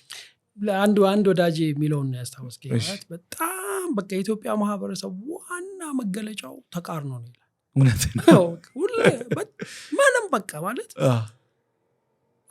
አሁን ያልከው አለ። ይሄውን መንፈሳዊ ማን ነው ይሄን ሃይማኖተኝነትን ወስደን ከዛ ደግሞ ጦርነት ወዳድነትን ማለት መጣላትን መንገድ ችግርን መፍቻ መንገዳችን ሁል ጊዜ ኃይለኝነት መሆኑ ብዙ ነገር ወስደ በጣም ብዙ ተቃርኖ ያለው ማህበረሰብ ነው። ይሄን ለዛ ነው እንግዲህ ቅድም እኮ ያለው ወዴት እየሄድን ነው፣ ምንድነው የጋራ የምንሄድበት ነገር ምንድነው የሚለው ስለማንመረምር እነዚህ ነገሮች አድሬስ አናረጋቸው። በጊዜ ዝም ተቃርኖ ይቀጥላል፣ በተለያየ መልክ የተገለጠ ይቀጥላል እንጂ በጣም ተቃርኖ የበዛበት ማህበረሰብ ነው። ግን ቃሉ ሃይማኖተኝነት ያልከው ቃል ተስማምቶኛል በጣም። እንደዚህ ሃይማኖተኝነት እንጂ መንፈሳዊነት አለ ወይ ብለን ነው መነሳት ያለብን። እና ሃይማኖትን ስንወስድ የማስተውለው ነገር ሰው የኔ ነው ለሚለው ሃይማኖት ይገዛል፣ ይቆረቆራል። በግል ህይወቱ ግን በመንፈሳዊነት አይኖርም። ልዩነቱ እሱ ይመስለኛል። ምክንያቱም ወደ መንፈሳዊነት ስንመጣ እስላም ክርስቲያን ምን በመሆንህ ብዙ ልዩነት መኖር የለበትም ስለ መንፈሳዊነት ስና። ስለዚህ መንፈሳዊ ማህበረሰብ ነው ወይ ብለን ነው መነሳት ያለብን። እሱ ስንል ከባድ ነው ይቸግረኛል። ሃይማኖተኛ ነው። ስለዚህ ለሃይማኖቶቹ በሃይማኖት ላሉት ለማድረግ ለሚገባው ስርዓት ምናምን ይገዛል ሰው። መጥፎ ነገር አይደለም። ግን ያ ወጥቶ የማህበረሰብ መርህ ሆኗል ወይ ብለህ ብትወስድ፣ ለምሳሌ ካፒታሊዝም በአብዛኛው የፕሮቴስታንት እምነት ውጤት ነው አለ ኃይለኛ ቁርኝት አለው እና የኛ እንደዛ አልደረሰ ማለት የትኛውም ሃይማኖት ወጥቶ ማህበራዊ መርህ መሆን ደረጃ አልደረሰ። በጣም እዛ ደረጃ አልደረሰም እና እሱ መሆን ካልቻለ ጥሩ ነገር ሆኖ ግን በአብዛኛው የግጭት መንስኤም ሆኖ ሊቀጥል ይችላል የሚለውም ማየት ይፈልጋል። አገኝ ተቃርኖ እሱ ነው ማለት የግጭት ሃይማኖቶች የግጭት መንስኤ መሆን የለባቸውም ብለህ ነው የምትነሳው። የግጭት ምንድነው የግጭት መንስኤዎች ያሉና ተቃርኖ ወዳጄም እንዳለው አንተም እንዳነሳው ዋና መገለጫ ነው። ይሄም አንዱ አሁን ስድቡ ምናምን የዛ የተቃርኖ መገለጫ አንዱ ነው ማለት። ይሄው ሰውዬ የሚሳደበው ሰውዬ ወይ መዝሙር ሲዘምር ልሰማው ትችላለህ፣ ኤግዛክትሊ ወይ ሃይማኖት የተነካብኝ ብሎ አካኪ ዘራፍ ሲል ልሰማው ትችላለህ፣ ወይ ተነስቶ አንደኛውን የሃይማኖት አባት በሃይማኖት ጉዳይ ሲዘልፍ ታገኝ ማለት። ይሄ እንትን ነው ምንድነው ድንቅ ነን የማዕድን እንትን ነው ማይን ነው የኛ ሀገር አምሮ ምንድነው ማለት ምንድነው እየሆነ ያለ ነው ኤክስፕሌን ለማድረግ በጣም የሚቸግርና በደንብ ማጥናት የሚፈልግ ነገር ነው።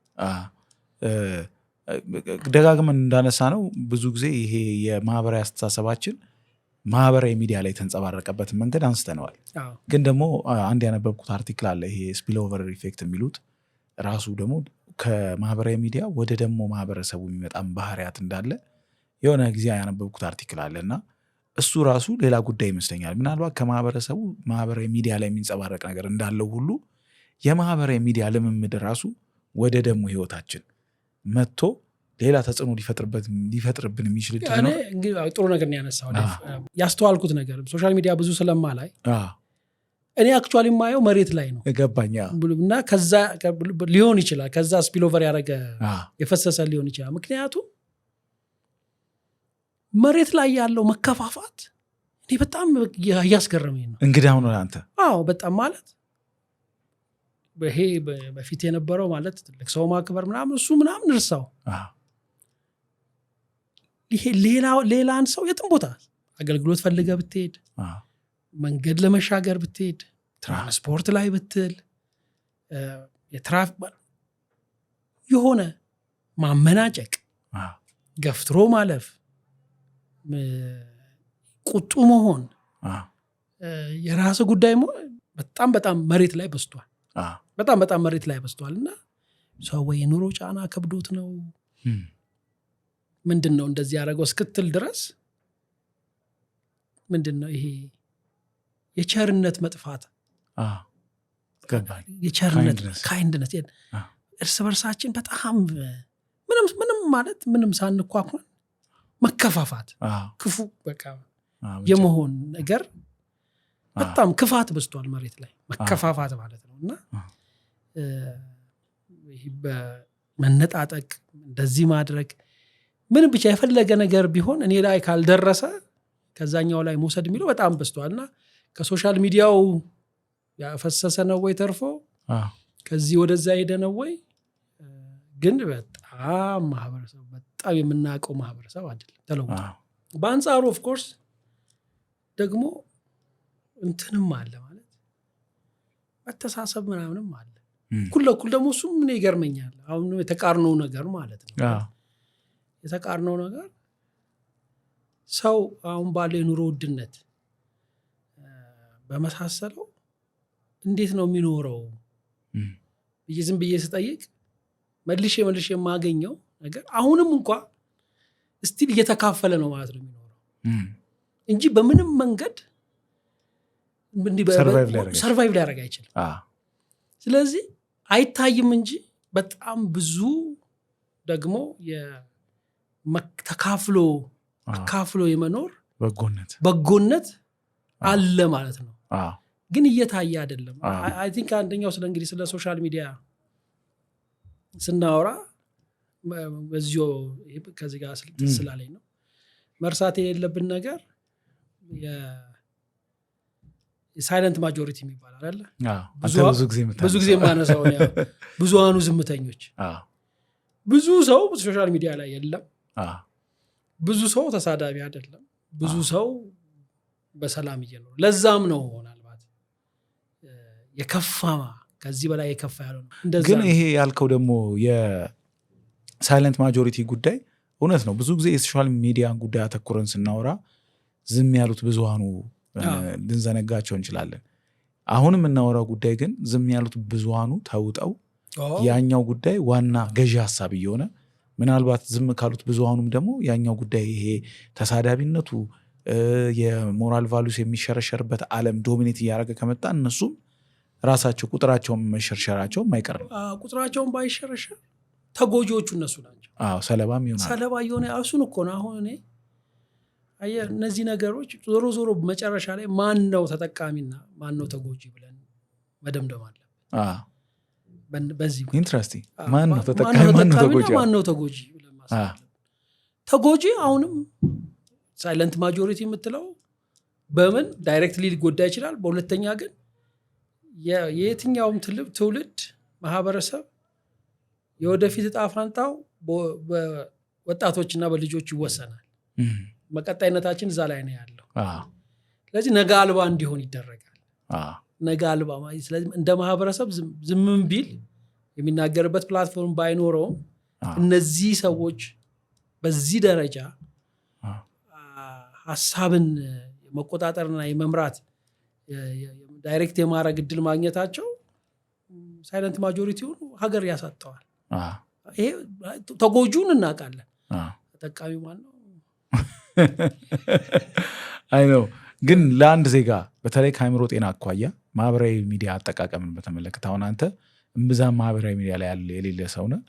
ግን ደግሞ መጀመሪያ አካባቢ ፋሽን ሆኖ የመጣው ነገር አሁን የህልውና ጉዳይ እየመሰለ መጥቷል። ማህበራዊ ሚዲያን አለመጠቀም ኦልሞስት ከምድር የመጥፋት ያክል አይነት ቦታ እየኖረው መጥቷል። ሰው የተሻለ ስራ ለማግኘት ኢንፎርምድ ለመሆን አናሊቲካል ለመሆን ሶሻል ሚዲያን መጠቀም ግድ እየሆነ መጥቷል። መጀመሪያ ለምሳሌ እነ ፌስቡክ ሲመጡ ፋሽን የነበረው ነገር አሁን ከፋሽንነት አልፏል። እና በተለይ ከአእምሮ ጤና አኳያ እና ከማህበረሰብ እሴቶች አኳያ ግለሰብን የምትመክረው ነገር ምንድን ነው? በጣም ጥሩ ነው እንዳልከው ነው ማለት ያለ ሶሻል ሚዲያ በዘመናዊው ዓለም ያለ ሶሻል ሚዲያ መኖር ይቻላል? አሁን እንደኛ አይነቱ ብዙ ማለት ከዚህ በኋላ አክቲቭ ሆኜ የምኖርበት እድሜ ምናምን አስቤው ግን ለልጆቼ ማለት ከዛ ውጭ ሊኖሩ እንደማይችሉ ግልጽ ነገር ነው። ለወጣት ልጆች ለብዙ ሰው ለስራ ለምን በጣም ኢንክሪዚንግሊ በጣም አስፈላጊ የሆነ የመጣ ነገር ነው። አንደኛ ግለሰቡ ጋር ከመድረስ በፊት አሁን ማወቅ የምፈልገው ለምሳሌ ቻይና እንደዚህ ነው ወይ ብዬ ማወቅ እፈልጋለሁ። የራሳቸው ሰዎች ቻይና የራሱ ሶሻል ሚዲያ ፕላትፎርም አለው፣ ኮንትሮልድ ነው በጣም ምናምን ነው እና ምን ያህል ደግሞ ይሄ ከኒዮ ኮሎኒያል ተጽዕኖዎች ጋር የተያያዘ ነው ወይ አክሰስ የምናደርገው ነገር። ምክንያቱም ይሄናው መሰዳደም ምናምን ሌላ ሀገር ላይ ብዙ የሶሻል ሚዲያ ፕሮብለም ሆኖ ሲነሳ አታየው ሰዎች መሰዳደም ምናምን እንደዛ። ስለዚህ የኛ የማህበረሰብ ሁኔታ ነው ወይ ይሄንን ያመጣ ያለው የሚለውም ማየት እንዳለው ነው። በግለሰብ ደረጃ ግን አይ ቲንክ ሁለት ነገርም መወሰን ይፈልጋል አለ በእንደማን በህይወት እንግዲህ ችግሩ በአእምሮ ጤንነት በአእምሮ ህመም ሆነ በአእምሮ ጤንነት ይሄን አርግ ማለት በጣም ከባድ ነገር ነው። በጅምላ ይከብዳል። ለእያንዳንዱ ግለሰብ ማወቅ ይፈልጋል ምን ማድረግ እንዳለበት። ግን አንደኛው መመዘኛ የሰው ልጅ የአእምሮ ጤንነቱ የሚረጋገጠው ደህንነቱ በጎ ሊሆን የሚችለው በምን ያህል መጠን ከአካባቢው ጋር መኖር ችሏል፣ አካባቢው የሚመጣበትን ጫና ተቻችሎ እሱም ደግሞ አካባቢ ውስጥ እንዴት መኖር ችሏል የሚለው መወሰን መቻል ነው። ስለዚህ የሚፈልገው ነገር ኢንቴንሽናሊቲ ማለት በአጋጣሚ ሊሆን አይገባም። የሶሻል ሚዲያ ኢንጌጅመንት ኢንቴንት ሆን ብሎ መሆን አለበት። ለዚህ ዓላማ ለዚህ ምክንያት ነው የምጠቀመው ብሎ ያንን እንደ አዋቂ መወሰን ይፈልጋል። እሱን እስካረክ ድረስ ከጉዳቱ የመጠበቅ እድልህ እና ከጥቅሙ ደግሞ በጣም የመጠቀም እድልህ በጣም ከፍ ነው። ችግሩ ያለው ይመስለን ሆን ብሎ ለዚህ ዓላማ ነው የምጠቀመው። አሁን ለምሳሌ ሰዓት ማድረግ አሁን ሰዓት ማድረግ ቀርቷል አይደል? የሆነ ጊዜ በጣም ሰዓት ማድረግ ፋሽን ነበር። ሁሉም ሰው ሰዓት እጁ ላይ ያደርጋል። ሰዓት ስለሚያደርግ ሰዓት እያየን ስለምንኖር አይደለም። በጣም ሬድሊ ነው ሰዓት ሰው ስንት ሆነ ብሎ የሚያይ ነበር። ግን ሁሉም ሰው የሚያደርገው ነገር ስለነበረ እጁ ላይ ያደርጋል። ኢንቴንሽናሊቲ የለውም። እንደዛ ከሆነ ሶሻል ሚዲያ መረጃ ይዞ ስለሚመጣ ተጋላጭነትን ነው የሚጨምረው። ስለዚህ ያለው ጥናት የሚያሳየን ማለት ነው በየትኛውም ጉዳይ ዙሪያ አንድ ሰው በተከታታይ ለ6 ወር በሶሻል ሚዲያ ከተጋለጠ በዛ ጉዳይ ላይ አክራሪ ይሆናል። ምንም ይሁን ጉዳዩ ገባኝ። ስለዚህ ለምሳሌ 6 ወር ሙሉ ስድብ ከተጋለጠ ተሳዳቢ ይሆናል። ይሄንን መከላከል አይቻልም። ይሄን መከላከል ማስቀረት የምትችለው የምትጋለጥነትን ነገር ሆን ብለህ መወሰን መቻል። ይሄን ነው ማድረግ። ስለዚህ ኃላፊነት የግልህ ነው የሚሆነው በተለይ በእኛ ሴታፕ ውስጥ። ምክንያቱም ምንም አይነት ሬጉሌት የሚደረግበት መንገድ እና ሜካኒዝም የለም። አልፎ አልፎ መንግስት ሲቸግረው እንዳለ ሁሉን ነገር ይዘጋል እንጂ ሲከፍተው ሁሉ ነገር ነው የሚከፈተው። ሌላ ቦታ አክሰስ ማድረግ የማትችለው ነገር እዚህ በደንብ እንደፈለክ ነው የምታገኘው። ይሄ ማራገፊያ ቦታ ሆኗል እና ያ የማራገፊያ ቦታ ስለሆነ ያ ኢንቴንሽናሊቲ በጣም አስፈላጊ ነው። ኢንትረስቲንግ። አንድ ጓደኛዬ ስለ ፌስቡክ የሚለው አለ። እንዴት ነው የምትችለው እላለሁ። እንዴት አቅምህን እኔ አሁን ማልጠቀምበት አቅም የለኝም። እዛ ላይ የሆነ ነገር ድክም ይለኛል። አለኝ አቅም የለኝም ብዙ ማይረባ ነገር ለማለት ፕሮሰስ ለማድረግ ነው ይላል። አሁን እኔ የምጠቀመው አለ ይሄ ሰፈር ውስጥ የቆሻሻ ገንዳ አለ አይደል?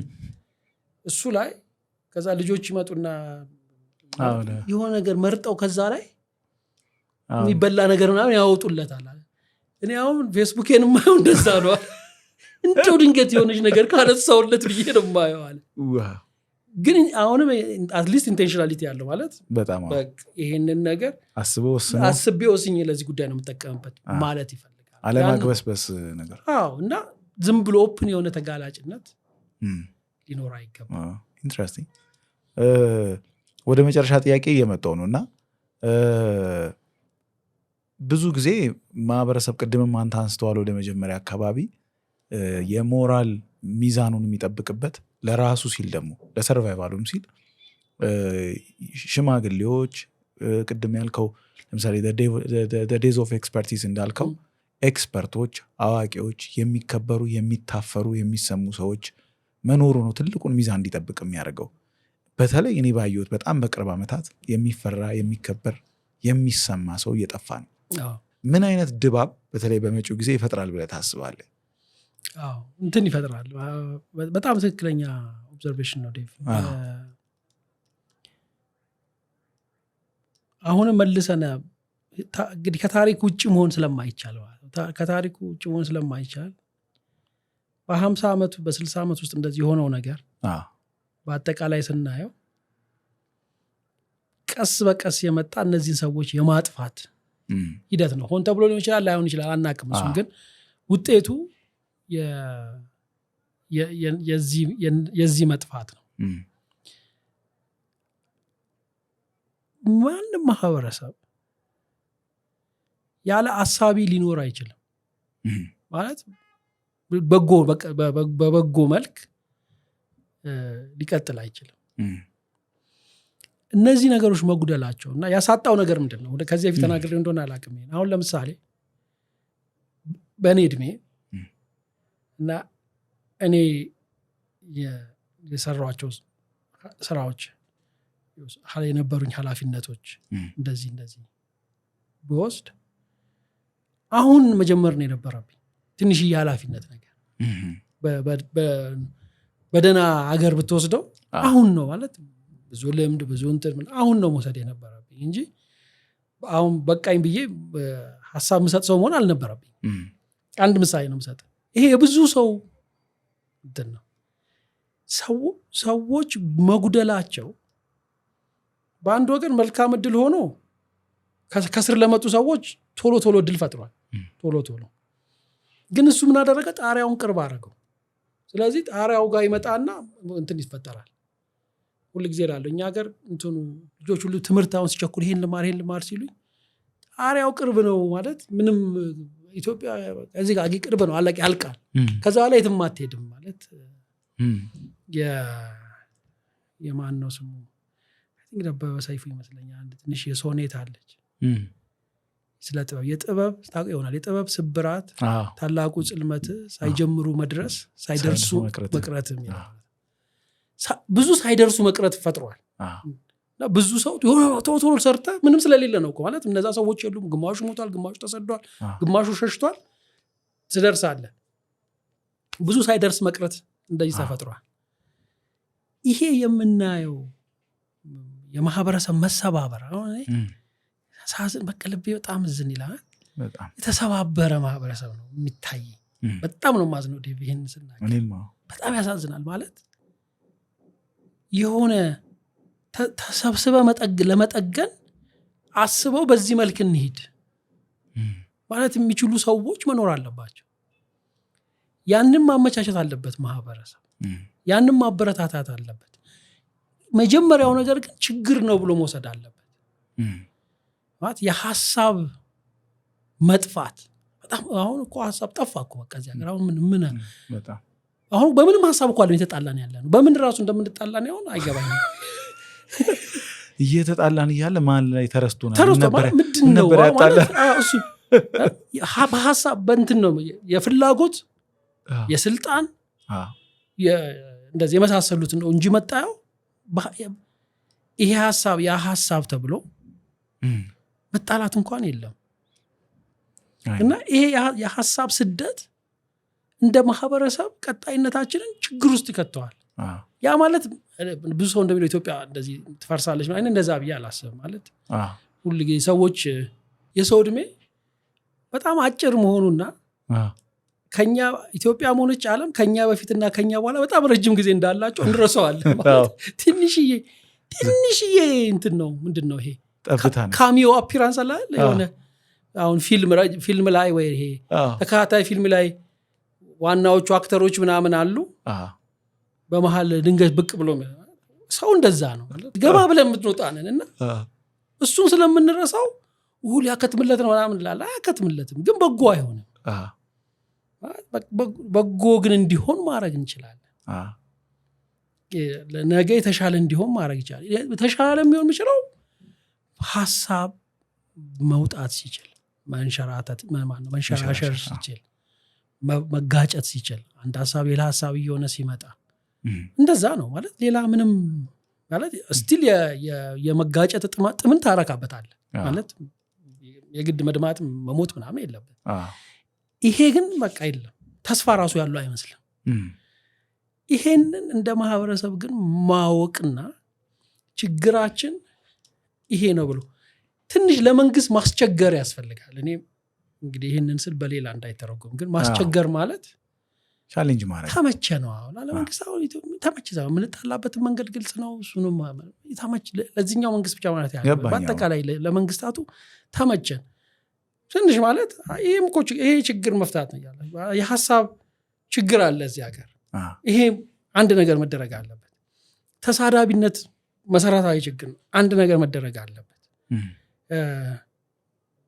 ሌላውን ነገር እንደዚህ ብትለው ማለት ጤና ችግር አለበት፣ ትምህርት ይሄን እንድታረግልኝ ነው ብትለው ከዚህ ከምንድን ነው የኛ ሀገር ፖለቲካ ሳየው ከዚህ በፊት ስለ ፖለቲካ ያለኝ እንትን ነገር ፈሪ ለግዬ ብያል ፈሪ ለናቱ የተሳፋሪነት ፖለቲካ ነው ማለት ፖለቲከኞች የሆነ ነገር ላይ መሳፈር ነው እንጂ አክቹዋሊ ተሳፍሮ የሆነ ነገር እየነዳ ነው። ከዛ የሚነዳው ነገር ምን እንደሆነ አይታው ሹፌሩ ምንም ይሁን ምን ብቻ ነጂ አይደሉም። ጉዳዩ ላይ ነው የሚሳፈሩት። ብሔር በለው ምናምን በለው ጉዳዩ ላይ የመሳፈር ፖለቲካ ነው ያለ። ከሱ ሊያወርድ ይችላል የሚል እምነት አለ። ኖ ማህበረሰብ የሚፈልገው ነገር ይሄ ነው ቢባል ፖለቲከኛ ሆኖ የሚመጣ ሰው ኦኬ ብሎ ሁሉ ጊዜ ማለት ሁሉ ጊዜ አንዱን ነገር የሞኝ ለቅሶ እንደሚባለው ማለት ነው መልሶ እሱን ከማ ኦኬ ይሄን ከሆነ የሚጠይቁት ይሄን ይዤ ልምጣ ማለት ትንሽ ወደዛ መሄድ ይፈልጋል። ትንሽ ወደዛ መሄድ ይፈልጋል። አሁን ውጭ ሀገር እንደዚህ አሁን ፓርቲዎች አሉ። የግሪን ፓርቲ አለ እነዚህ አሁን ሲሆኑ ያው ስልጣን እንደማያይዙ ምናምን እኮ ይታወቃል። ግን ምን እያደረጉ ነው? አጀንዳ እየሆነ ነው። ገባል? ይሄ ማህበረሰብ በጣም ለረጅም ጊዜ በመከራ ውስጥ ዝም ብሎ ይመላለሳል። አጀንዳችን ከመንግስት የምንፈልገው ነገር በዚህ በመከራ ውስጥ መመላለስን እንድታስቆምልን ነው። ያን የሚያስቆም የፖለቲካ ስርዓት ነው የምንፈልገው ማለት ይፈልጋል። ይሄንን ደግሞ የሚሉ ሰዎች መፈጠር አለባቸው። ለነሱ ደግሞ እድል መስጠት አለበት። በምን መልክ እድል እንሰጣለን? ቅድም ወዳል ነው ኢንቴንሽናሊቲ ይፈልጋል፣ ኃላፊነት ይፈልጋል። በእኛ ሀገር ይሄን ኃላፊነት አንፎርቹኔትሊ መውሰድ ያለበት ደግሞ መንግስት ነው። ምክንያቱም አቅሙም ያለው መንግስት ነው የማድረግ ይሄንን የማስፈጸም ችሎታውም አለው። የሚጠበቅበት መልካም ፈቃደኝነት ነው። ማለት ይሄ ሀገር ወደፊት እኛም ከሌለም በኋላ ይኖራል የሚለውን ነገር አምኖ በዛ በሚኖርበት ጊዜ ይሄ ነገር ያስፈልገዋል የሚለው ማመን ነው የሚፈልገው። ለአሁን ምንም ትሬት አይሆንበትም። አሁን ምንም የሚጎዳው ነገር አይመጣም። ለወደፊቱ ግን እኒህ ነገሮች ያስፈልጉታል ብሎ ያንን ማየት ይፈልጋል። ባለፈው ስለ መጽሐፍ ስናወራ ነበር እና አንድ ምን ይበጀን የሚል መጽሐፍ ጀምር ያለው ብዬ ነበር። እሱን አሁን ቀይሬው እያለቀ ነውና እኔ መጨረሻ ነሳባለሁ ያልኩት እንደውም እሱ ነው። ምን ደረሰ ላለው ብዬ ነበር። እሺ ቅድም ባልኩት በንዑስ ከበርቴነት ተጠምጄ ንዑስ ከበርቴ መጽሐፍ አይጽፍም። እሺ በአሁን ግን ቀይሬው አልቦ ነገ ብዬዋለሁ። ሪሊ? እሺ ኢንትረስቲንግ። አልቦ ነገ ምንድን ነው ሀሳቡ? ይሄ ሁሉ ነገር የሚመስለው ነገ የሌለው ሰው ኑሮ ነው። ነገ የሌለው ሰው ኑሮ ነው የሚመስለው እና ነገ የሌለው ሀገር ግን ነገ ወደድንም ጠላንም አለ፣ ይመጣል። እኛ ሁላችንም አንኖርም። አሁን ያለም ሁሉም ነገር አይኖርም። ምንም ይሄን በቃ ማለት እንደዚህ ራሱ ያለንበት ደረጃ ነው የሚያመላክተው። እንደዚህ ይሄን ለማሳወቅ መግለጻችን በጣም ያለንበት ደረጃ ያመላክታል። ነገ እኛ የለንም፣ ነገ ግን ይኖራል። ስለዚህ አሁን የምናደርገው ነገር ያንን የያዘ ኢንቴንሽናል የሆነ አቀራረብ ሆን ብሎ ነገ ስለሚኖር ይሄን በዚህ መልክ ይሄን በዚህ መልክ ብሎ ማበጀት ኃላፊነት የሚገባው የሚታወስ የሚመሰገን መንግስት ይሄን ማድረግ ይጠበቅበታል። ነገ ይኖራል፣ ለነገ ይሄን እናደርጋለን። የሚያስፈልገው ነገር ደግሞ የተለያዩ ሀሳቦች ናቸው። ይህንን ሀሳብ የሚያመጡ ሰዎች ያስፈልጋል። ከዚህ ቦታ ይመጣሉ፣ እንደዚህ ያደርጋሉ ብሎ ለዛ የሚሆነው ፕላትፎርማት ስራዬ ብሎ በፖሊሲ ይህንን ማድረግ ይፈልጋል። ያልተሰራ ሀገር ሊያድጋችን ማለት መሰራት አለበት እኮ። ዞሮ የሁሉ ነገር ውስጥ የምንገባው ተሰርቶ ያላለቀ ሀገር ውስጥ ስለምንኖር ነው። ሌላ ነገር የለውም። ግን ስራው እሱ መሆኑን መቀበል ያስፈልጋል። ማለት ቅድም ያለው ገዢና ተገዢ የሚለው ሽግግር ባይለወጥም ቢያንስ ግን ነገ ብሎ ለነገ የሚሆን ነገር ማበጀት ኃላፊነት አልቦ ነገ ያልኩት ለዛ ነው። ነገ የሌለው ማለት ነው። ሰው መቼ ይወጣል? በዚህ ክረምት። አረ ናይስ ብያለሁ። ቆርጫለሁ። በቃ ናይስ። ምንም አማራጭ ታንክ ዩ፣ በጣም ታንክ ዩ። በሶስቱም ሲዝን የመጣ እንግዳይ ነህ። ከመጀመሪያውም እንደገለጽኩት ከተመቸና ፈቃድ ከሆነ ሁሉም ሲዝኖች ላይ እንድትኖር እፈልጋለሁ፣ እመኛለሁ። አምሹር መጽሐፍ ከወጣ በኋላ እንገናኛለን። ጥያቄዎችን ጨርሻለሁ። ለነበረን በጣም ሸጋ ቆይታ አመሰግናለሁ ዶክተር ዳዊት ወንድማገኝ። አመሰግናለሁ ሞክሼ ዴቭ፣ እግዚአብሔር ያክብርልኝ። እኔ በጣም አመሰግናለሁ ዴቭ። ደጃፍ የሄደበትን ሲጀመር መጀመሪያ አካባቢ ከመጡት ውስጥ ነኝ እና አሁን ምንድን ነው ስሙ ጎቱን ያልከው ፖድካስት ሲል ሰው የሚሄድበት በጣም ለአንተ ደግሞ የሚገባ ነገር ነው። ታንክ ዩ ሶ ማች። ታንክ ዩ፣ እግዚአብሔር ያክብርልኝ። ታንክ ዩ። አልቦ ነገን እንጠብቃለን። እሺ ናይስ።